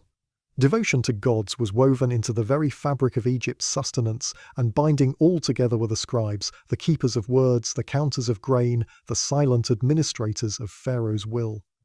To be a scribe was to escape the toil of the fields. Boys from families with means were trained in schools, copying signs onto a straka, flakes of limestone or broken pottery, until their hands learned the forms of hieroglyphs and hieratic script. Their lessons were strict, their teachers harsh, for writing was power. The scribes accompanied tax collectors to villages, recording the harvest, ensuring Pharaoh's share was taken. They worked in granaries, counting sacks of grain. They served in courts, recording contracts, wills, and disputes. They sat in temples, writing down offerings, hymns, and rituals. They carved into stone, chiseling eternal words that pharaohs wished to endure. Without scribes, Egypt's memory would dissolve. With them, even today, we hear voices across 3 millennia. In Hatshepsut's reign, the scribes recorded prosperity. They noted the arrival of incense trees from Punt, the dedication of obelisks at Karnak, the distribution of offerings to Amun. They also recorded the mundane, lists of workers, deliveries of bread and beer, payments in oil and linen. In their careful strokes lies the quiet truth that great reigns are built not only on glory but on accounting, on the endless hum of administration. Yet daily life was not only labour and ritual, it was also woven with joy, sorrow and rest. Families gathered for meals of bread, onions, fish and beer. Children played in dusty streets, laughing as they chased hoops or wrestled. Musicians plucked harps and flutes. Dancers moved in circles at feasts. Festivals brought colour. Bright clothing, garlands of flowers, drums, clapping hands. Death, too, was a constant companion, but one softened by belief. For Egyptians trusted that life continued beyond, that tombs and mummies preserved the spirit, that offerings from the living sustained the dead. To live daily life was also to prepare for eternity. And above it all, though often unseen, was Pharaoh. In Hatshepsut's reign, the people likely knew her name, perhaps saw her image on temple walls or in procession. But for most, Pharaoh was distant, a presence more divine than human. Their loyalty was expressed through taxes, through prayers for good floods, through trust that order would endure. If the Nile rose, if granaries were full, if temples thrived, then Pharaoh had fulfilled her. For the farmer in his field, the priest in his sanctuary, the scribe with his reed pen, Hatshepsut was less a person than a guarantor of balance. Thus, in the reign of Hatshepsut, daily life unfolded as it had for centuries and would for centuries more. Farmers sowed and reaped, priests chanted and offered, scribes counted and wrote. The obelisks at Karnak gleamed, but bread was baked in clay ovens. The terraces of Deir el-Bahari rose, but fields still demanded water and sweat. The great expedition to Punt was carved in stone, but children still learned their letters by copying lists of birds and fish. It is in this weaving together of the monumental and the mundane that Egypt's true endurance lay. Pharaohs came and went, but the Nile rose and fell. Dynasties shifted, but scribes kept writing. Temples rose, but farmers kept sowing. And so, under the reign of the queen who became king, Egypt lived as it always had, steady, slow, eternal, its people bound to river, to gods, to Pharaoh, and to the endless rhythm of days. Chapter 12. Festivals and Processions. The rhythm of sacred time Egypt did not measure its life only by the turning of the Nile or the sowing of seed. It also measured it by festivals, by days when the sacred stepped out from behind stone walls and walked among the people. These were times of music and feasting, of processions and offerings, of colour and fragrance in the hot, dry air. For most Egyptians, such festivals were the few moments when the divine world of the gods became visible, tangible, and near and near. Under Hatshepsut, as in every reign, festivals stitched together the calendar, reminding her people that they lived not only in fields and houses, but in the sacred time of gods and pharaohs. One of the most beloved of these festivals was the beautiful Festival of the Valley. It took place once a year, when the riverbanks of Thebes shimmered with heat and families prepared garlands of flowers. At its heart, the festival was about connection, between the living and the dead, between the city on the east bank and the necropolis on the west, between Amun and his people.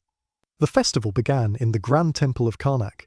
Within its towering pylons and colonnaded halls, priests prepared the sacred bark of Amun. The god's statue, hidden most of the year in the dark sanctuary, was carefully lifted, placed within a gilded shrine, and mounted on a ceremonial boat carried by poles on the shoulders of chanting priests. Incense clouded the air, conches and sistrums sounded, and the great doors of the temple opened. For the first time since the last procession, the people caught sight of their god. The procession wound its way from Karnak to Luxor temple along an avenue lined with sphinxes. Crowds gathered, women ululated, children reached for the sight of banners glinting in the sun. Musicians walked with the priests, drummers, flutists, harpists, their music weaving through the chanting of hymns. Dancers in linen skirts moved in rhythm, offering gestures of praise. The god's bark swayed as it was borne along, a reminder that Amun was not still stone but living presence. From Luxor, the procession crossed the Nile. Boats ferried the sacred bark across to the western bank, where the great necropolis stretched, the Valley of the Kings, the Valley of the Queens, the tombs of nobles, the mortuary temples, lined along the cliffs. Here, the beautiful festival of the valley truly came alive. For this was not only a procession of gods, but a reunion of families. On this day, the living visited the tombs of their ancestors. They cleaned the chapels, repainted inscriptions, brought jars of beer and bread, garlands of lotus and mandrake. They feasted at the tomb entrances, eating and drinking with their dead, believing the spirits joined them. Children played among the tomb courtyards. Elders told stories of the departed. It was a day when the barriers between life and death seemed thinner, when the West Bank was filled with laughter as much as mourning. For Hatshepsut, the festival carried layers of meaning. As pharaoh, she was both the high priest of Amun and the guarantor of continuity with the ancestors. To lead the god in procession, to sponsor offerings, was to affirm her role as the living bridge between divine and mortal. Each festival strengthened her legitimacy, reminding her subjects that the gods themselves endorsed her rule. It was no accident that her mortuary temple, Deir el-Bahari, stood on the very west bank where the festival culminated. In some processions, the god's bark may even have visited her terraces, binding her eternal cult into the rhythm of sacred time. Yet the beautiful festival of the valley was only one among many. Egypt's calendar was thick with holy days. The Opit festival, also centered in Thebes, was another grand celebration. During Opit, Amun travelled once more from Karnak to Luxor, but with a different symbolism.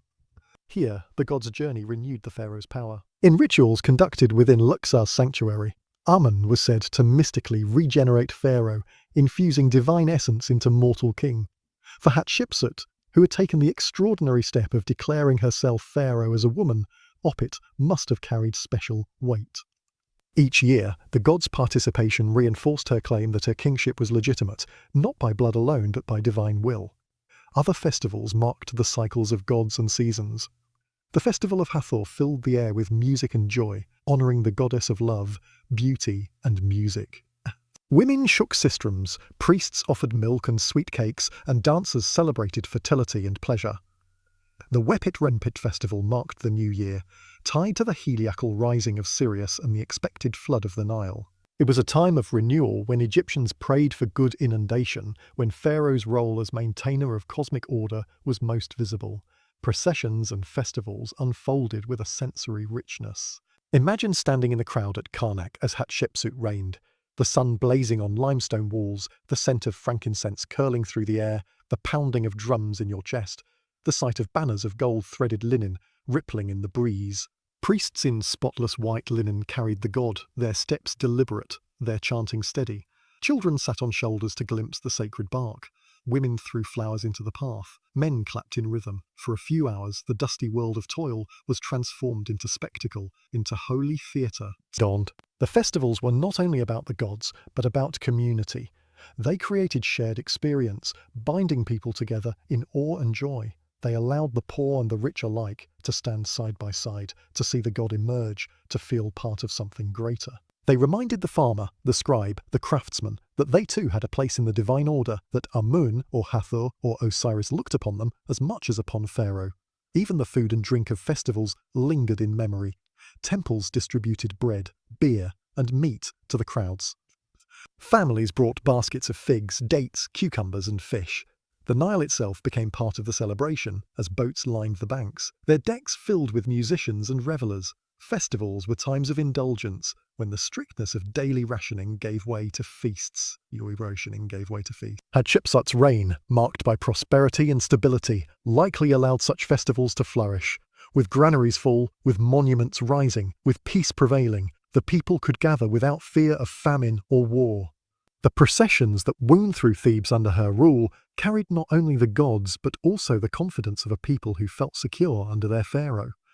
Yet beneath the joy lay a deeper truth. Festivals were tools of legitimacy.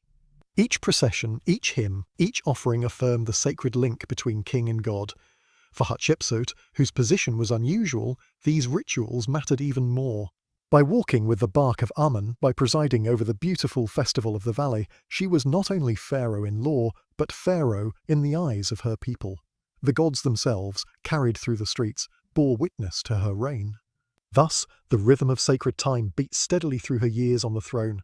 The Nile rose and fell, the fields yielded grain, and the festivals returned again and again. Life was lived between planting and harvest, between procession and procession, between offerings in temples and offerings in tombs. In this rhythm, Egyptians found order and comfort, the assurance that both the world of the living and the world of the dead were in harmony. And so, under Hatshepsut, festivals were not interruptions of life, but confirmations of it. They were the moments when the eternal order of Egypt was displayed in music, incense, procession, and feast. They reminded all, pharaoh, priest, farmer, child, that they lived in a land watched by gods, a land where the sacred was not distant, but walked beside them on dusty streets. Chapter 13, Deir el-Bahari. The temple of millions of years when the procession of the beautiful festival of the valley crossed the Nile and wound into the cliffs of western Thebes, one monument rose apart from all others. Against the sheer limestone face of the mountains, terraced and deliberate, stood the great mortuary temple of Hatshepsut, Jesa-Jesa-Ru, or the Holy of Holies. Today we call it Deir el-Bahari, after the monastery that later occupied the site, but in Hatshepsut's day it was her statement in stone, her eternal home, her voice to the gods and to eternity. The cliffs of western Thebes form a natural amphitheatre. At their centre, a tall peak rises, shaped like a pyramid, though born of nature rather than human hands. For Egyptians, this pointed summit was no accident. It was a symbol, a reminder of the Benban stone, the primeval mound that rose at creation. Beneath this sacred peak, Hatshepsut chose to place her temple. It was not the first structure here. The Middle Kingdom, King Mentuhotep II had already built his own mortuary temple against the cliffs centuries earlier, but Hatshepsut expanded the vision, raising a masterpiece that still astonishes with its harmony of nature and architecture. Approaching the temple, one would first walk through a broad processional causeway paved and lined with sphinxes. These were not the leonine sphinxes of Giza, but smaller figures, their faces carved in the likeness of Hatshepsut herself, serene and idealized. They led the visitor toward the temple's grand terraces, each rising above the next in ordered layers, like steps climbing toward the cliffs. The design was revolutionary in its elegance, not massive like pyramids, not sprawling like Karnak, but geometric, clean, a series of colonnaded platforms blending into the natural rock. The first terrace stretched wide, a colonnade of square pillars casting long shadows in the sun. From here, ramps ascended to the second terrace, where the walls bore reliefs narrating the great events of Hatshepsut's reign. To walk along these walls was to read in stone the pharaoh's story, her achievements, her divine birth, her expedition to Punt. Carved figures of soldiers, sailors, incense trees, and exotic animals marched endlessly across the walls, their lines precise, their colours once vivid. The reliefs were not only decoration but proclamation. They told every visitor that Hatshepsut was chosen by the gods, that her deeds were sanctioned, that her kingship was legitimate. The Punt reliefs, in particular, have no equal. They show scenes of ships sailing the Red Sea, of the foreign land with its huts on stilts, of the Queen of Punt with her unusual figure, of incense trees being carried back to Egypt. These images were both historical record and theological statement. By depicting the successful expedition on her temple walls, Hatshepsut declared that she had extended Egypt's reach, brought back the very incense used in temple rituals, fulfilled the will of Amun. In the daily ceremonies at Deir el-Bahari, these reliefs would have been read and reread, their message repeated.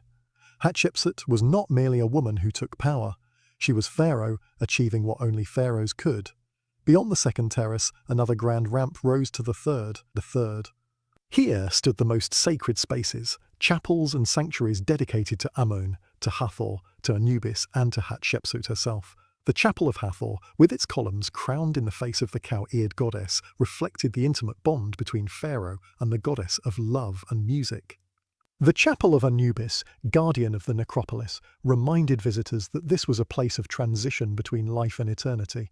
But the heart of the temple was the sanctuary of Amun, cut deep into the rock of the cliffs. In this dark, quiet chamber, offerings were made to the king of gods, and here too Hatshepsut hoped her cult would endure forever. The alignment of the temple was deliberate. On certain days of the year, the rising sun would cast its rays along the central axis, illuminating the sanctuary. The terraces themselves echoed the natural lines of the cliffs, as if the temple had grown from the rock. This blending of architecture and landscape was itself a statement of harmony, a physical enactment of Mat.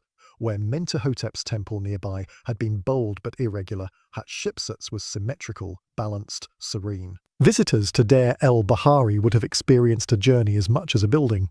From the valley floor, along the sphinx-lined causeway, up the ramps and terraces, through the colonnades, and finally into the rock-cut sanctuary, the path was both physical and spiritual.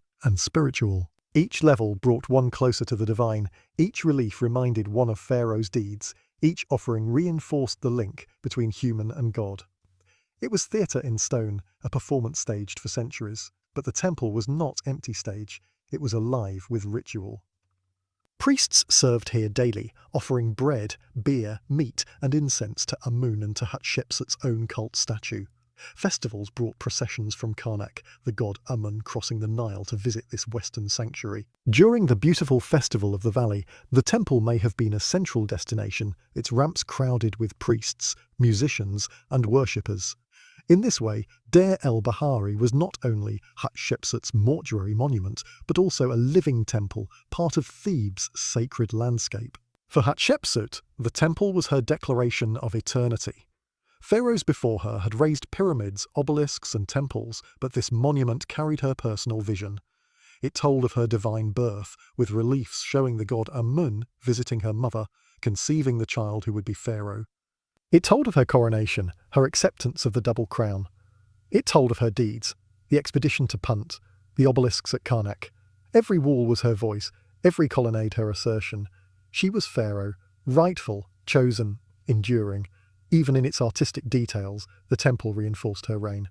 Statues of Hatshepsut were set within it, sometimes showing her in the traditional male form of pharaoh, with broad chest and false beard, sometimes showing her with feminine features.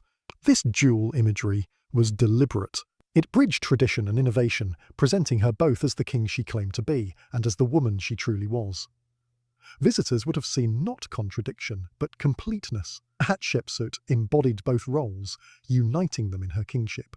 The legacy of Deir el-Bahari outlived her reign. Centuries later, other pharaohs would add to it, alter it, even attempt to erase her name. But the temple itself endured. Its terraces weathered the winds, its reliefs held their stories, its cliffs stood guard. In later times, Christian monks turned it into a monastery, giving it the name Deir el-Bahari, a monastery of the north, yet beneath plaster and prayer, the voice of Hatshepsut remained. Today, when we walk its colonnades, we still hear her story in stone, still see the boldness of a queen who became king. For those who lived in her time, the temple was more than architecture. It was presence. To approach its terraces was to enter the sacred. To stand in its colonnades was to be reminded that Pharaoh lived in harmony with the gods, that Egypt was secure, that order prevailed. To look up at the cliffs above, to see the pyramid-shaped peak towering over the sanctuary, was to feel the eternal promise of rebirth.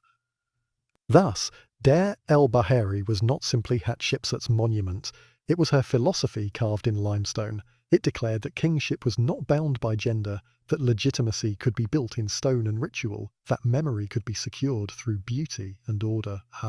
It was, as its name proclaimed, a temple of millions of years, not for one life alone, but for eternity. And so, beneath the cliffs of western Thebes, Hatshepsut wrote her story into the land itself.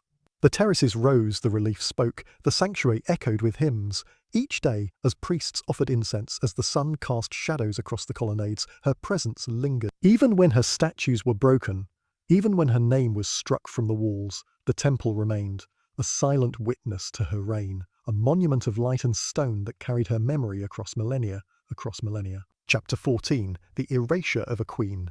Hatshepsut's name struck from history. The mortuary temple at Deir el-Bahari was built to proclaim Hatshepsut's name forever, to ensure her cult endured for millions of years. And yet some decades after her death, her images were chiselled away, her cartouches hacked out, her statues smashed. The queen who had become king, who had raised obelisks and sent fleets to Punt, found her memory under attack. To walk through her monuments today is to see not only beauty but scars, blank spaces where faces once were, gouges where names once appeared, fragments of shattered statues buried in the dust. Why was Hatshepsut's memory targeted? The answer is uncertain, and scholars continue to debate it. What we know is this. During the later years of Thutmose III, her stepson and eventual successor, systematic erasures began. At Karnak, her cartouches were replaced with those of Thutmose. At Deir el-Bahari, her statues were toppled and buried in pits. In inscriptions across Egypt, her name was removed, her images replaced with those of other kings. The campaign was deliberate and widespread, but it was not immediate. Hatshepsut reigned for more than 2 decades, and when she died, she was succeeded not by a rival, but by Thutmose III himself. For the first part of his reign alone, he seems to have made no effort to destroy her memory. It was only years later, perhaps 2 decades into his sole rule, that the erasures began. This delay raises questions. If Hatshepsut had been hated, why not erase her immediately? If she had been seen as illegitimate, why allow her monuments to stand for so long? The timing suggests something more complicated. Some argue that Thutmose III sought revenge for being overshadowed. After all, he had been the rightful heir, the son of Thutmose II, yet as a boy, he had been sidelined by his stepmother.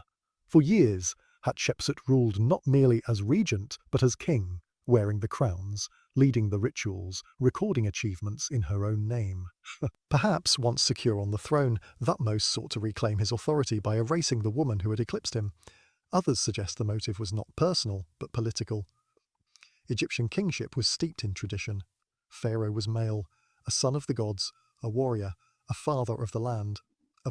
Hatshepsut had broken precedent, and though she succeeded in her time, later generations may have seen her reign as dangerous. By erasing her, Thutmose III and his officials could restore order to the royal lineage, presenting his kingship as a smooth continuation from Thutmose II to Thutmose III, without the interruption of a female ruler.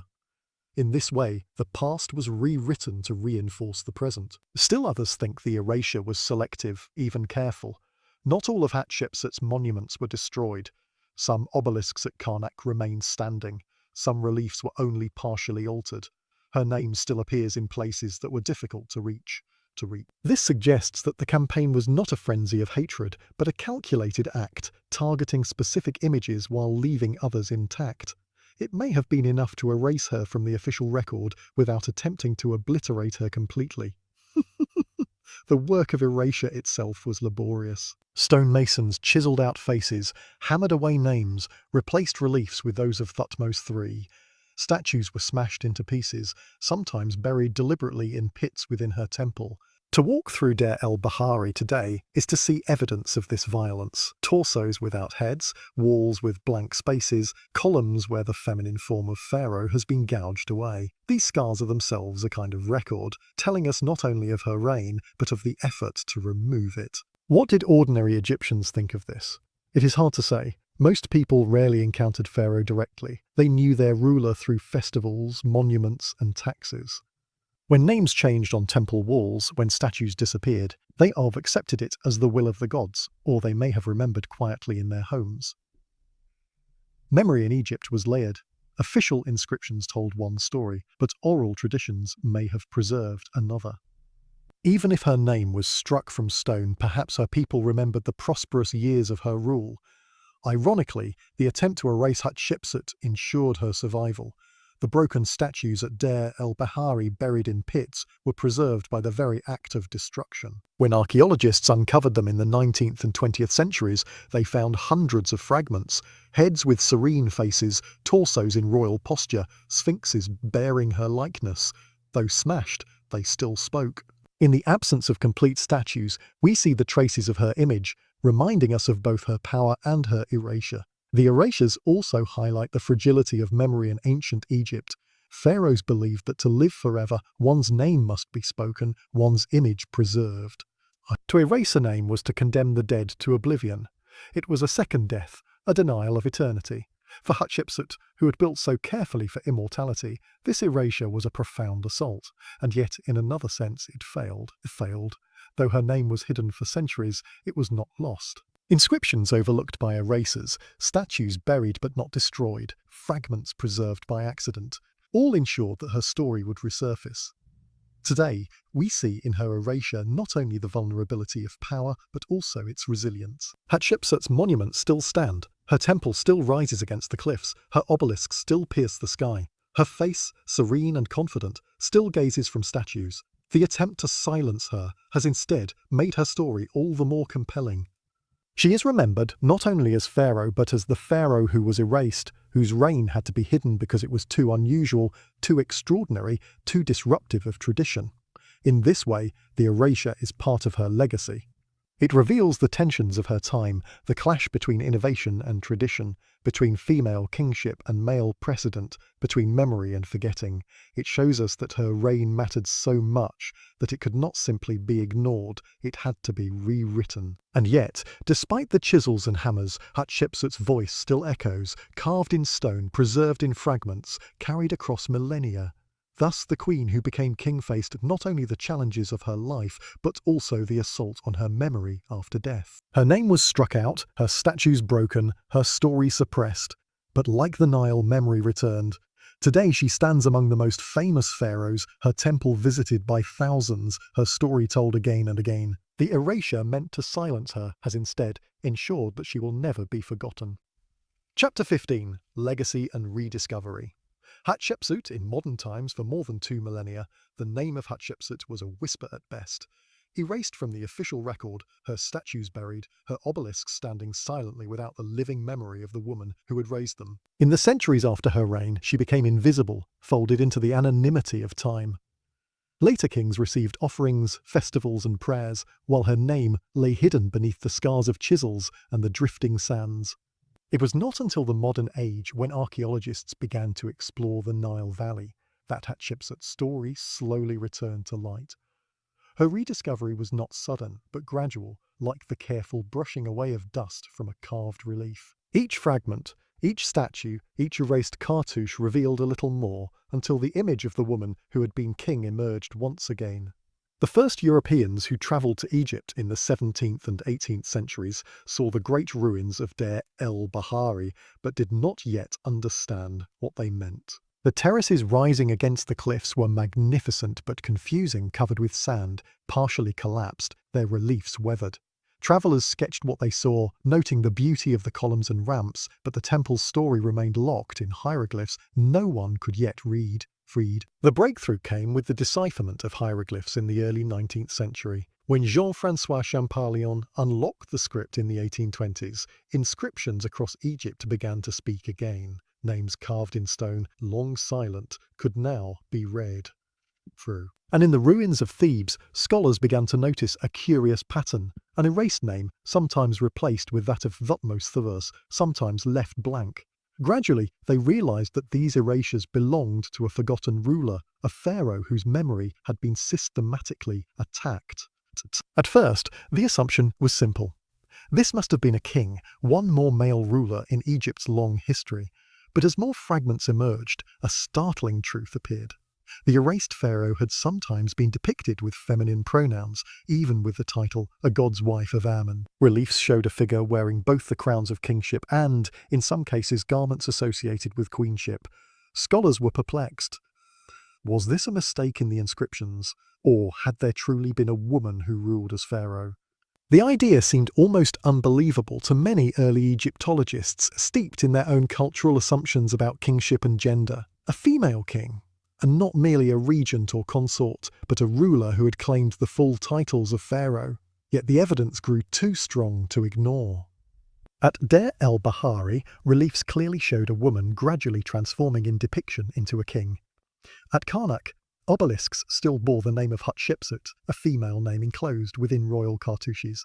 By the late 19th century, excavations brought her story into clearer view. Auguste Mariette, Edouard Navel, and later Herbert Winlock and others explored Deir el-Bahari in detail.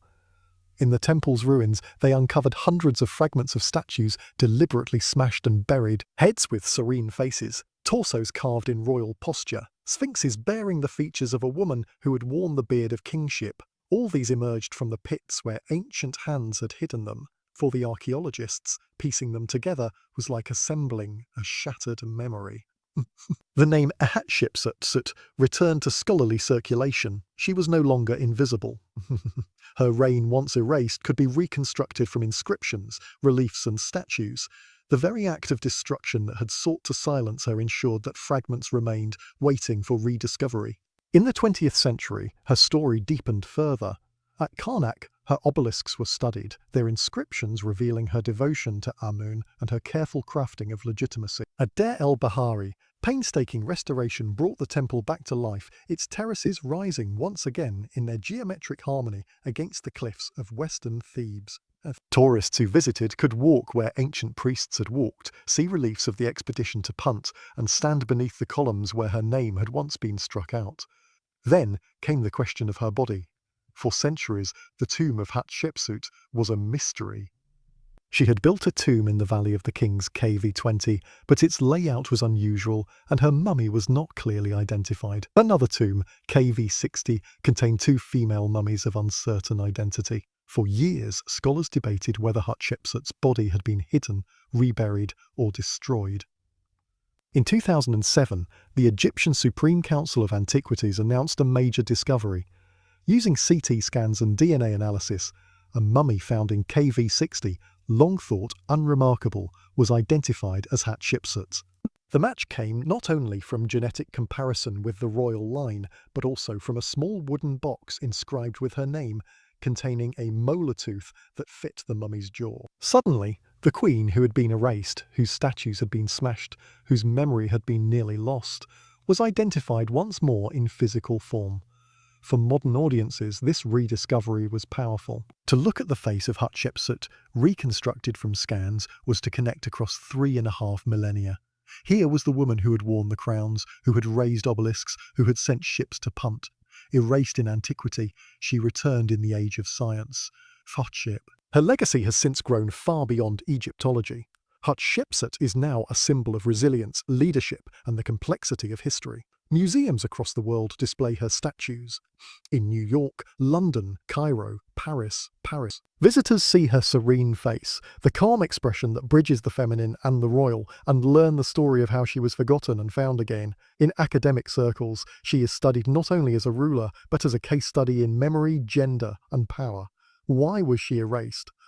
How did she succeed in her time? What does her story tell us about the flexibility of kingship in Egypt and about the ways history can be rewritten? These questions continue to animate debates, ensuring that her story is not only remembered but examined in ever greater detail. Her mortuary temple at Deir el-Bahari, once scarred and silent, is today one of Egypt's most visited sites. Tourists walk its ramps, gaze at the reliefs of incense trees brought from Punt, and stand before the cliffs where her terraces rise like stone gardens. The temple is a testament not only to her reign, but to her rediscovery, a place where the ancient and the modern meet in the quiet persistence of memory. And so, in modern times, Hatshepsut has achieved the immortality she sought. The erasures that once seemed to condemn her instead ensured that archaeologists would notice her absence, would ask questions, would piece together the fragments. She is remembered not only for her reign, but for the struggle over her memory, the drama of erasure and rediscovery. Her name, once chiselled away, is now spoken by millions. In the end, Hatshepsut's legacy is one of endurance. She built for eternity, and though eternity faltered, it returned. She was forgotten, but she was not lost. She was erased, but she was not destroyed. Ooh. In the quiet of museums, in the terraces of Deir el-Bahari, in the obelisks still piercing the sky, in the pages of history books and the stories told to drowsy listeners, Hatshepsut lives again. Her story is complete, not only in ancient Egypt, but in the modern world that has brought her back to light. And perhaps this is the final lesson of her reign. That power, memory, and legacy are never fixed but shift with time. The queen who became king, the ruler who was erased, has become one of the most enduring figures of Egypt's past, a name that will now never be forgotten. Epilogue. The silence after the river, the story of Hatshepsut drifts now into quiet waters, the kind that move not with rushing currents, but with the slow, steady rhythm of the Nile at dusk. For 15 chapters we have walked beside her, from her childhood in the palace to her bold claim to kingship, to the temples and obelisks she raised, to the expeditions she launched across seas, to the delicate web of memory and forgetting that followed her death. And now, as our journey closes, we sit in the long silence that follows, reflecting on what her reign has meant across 3,500 years. To imagine Hatshepsut in her own time is to see Egypt in its fullness, the crowded markets of Thebes, the golden light of Karnak's temples, the sound of priests chanting to Amun in the sanctuary, the creak of ships upon the river. Her world was not one of abstractions, but of daily rhythms, of festivals and harvests, of labourers carving stone, of scribes setting down her decrees. She was Pharaoh, but she was also part of this fabric, shaping it, guided by it, and forever bound to it, too. Her reign was not one of conquest and war, but of building and balance. She saw kingship as the weaving of might, the divine order, into stone and ritual. Where other kings raised battle trophies, she raised obelisks to the gods.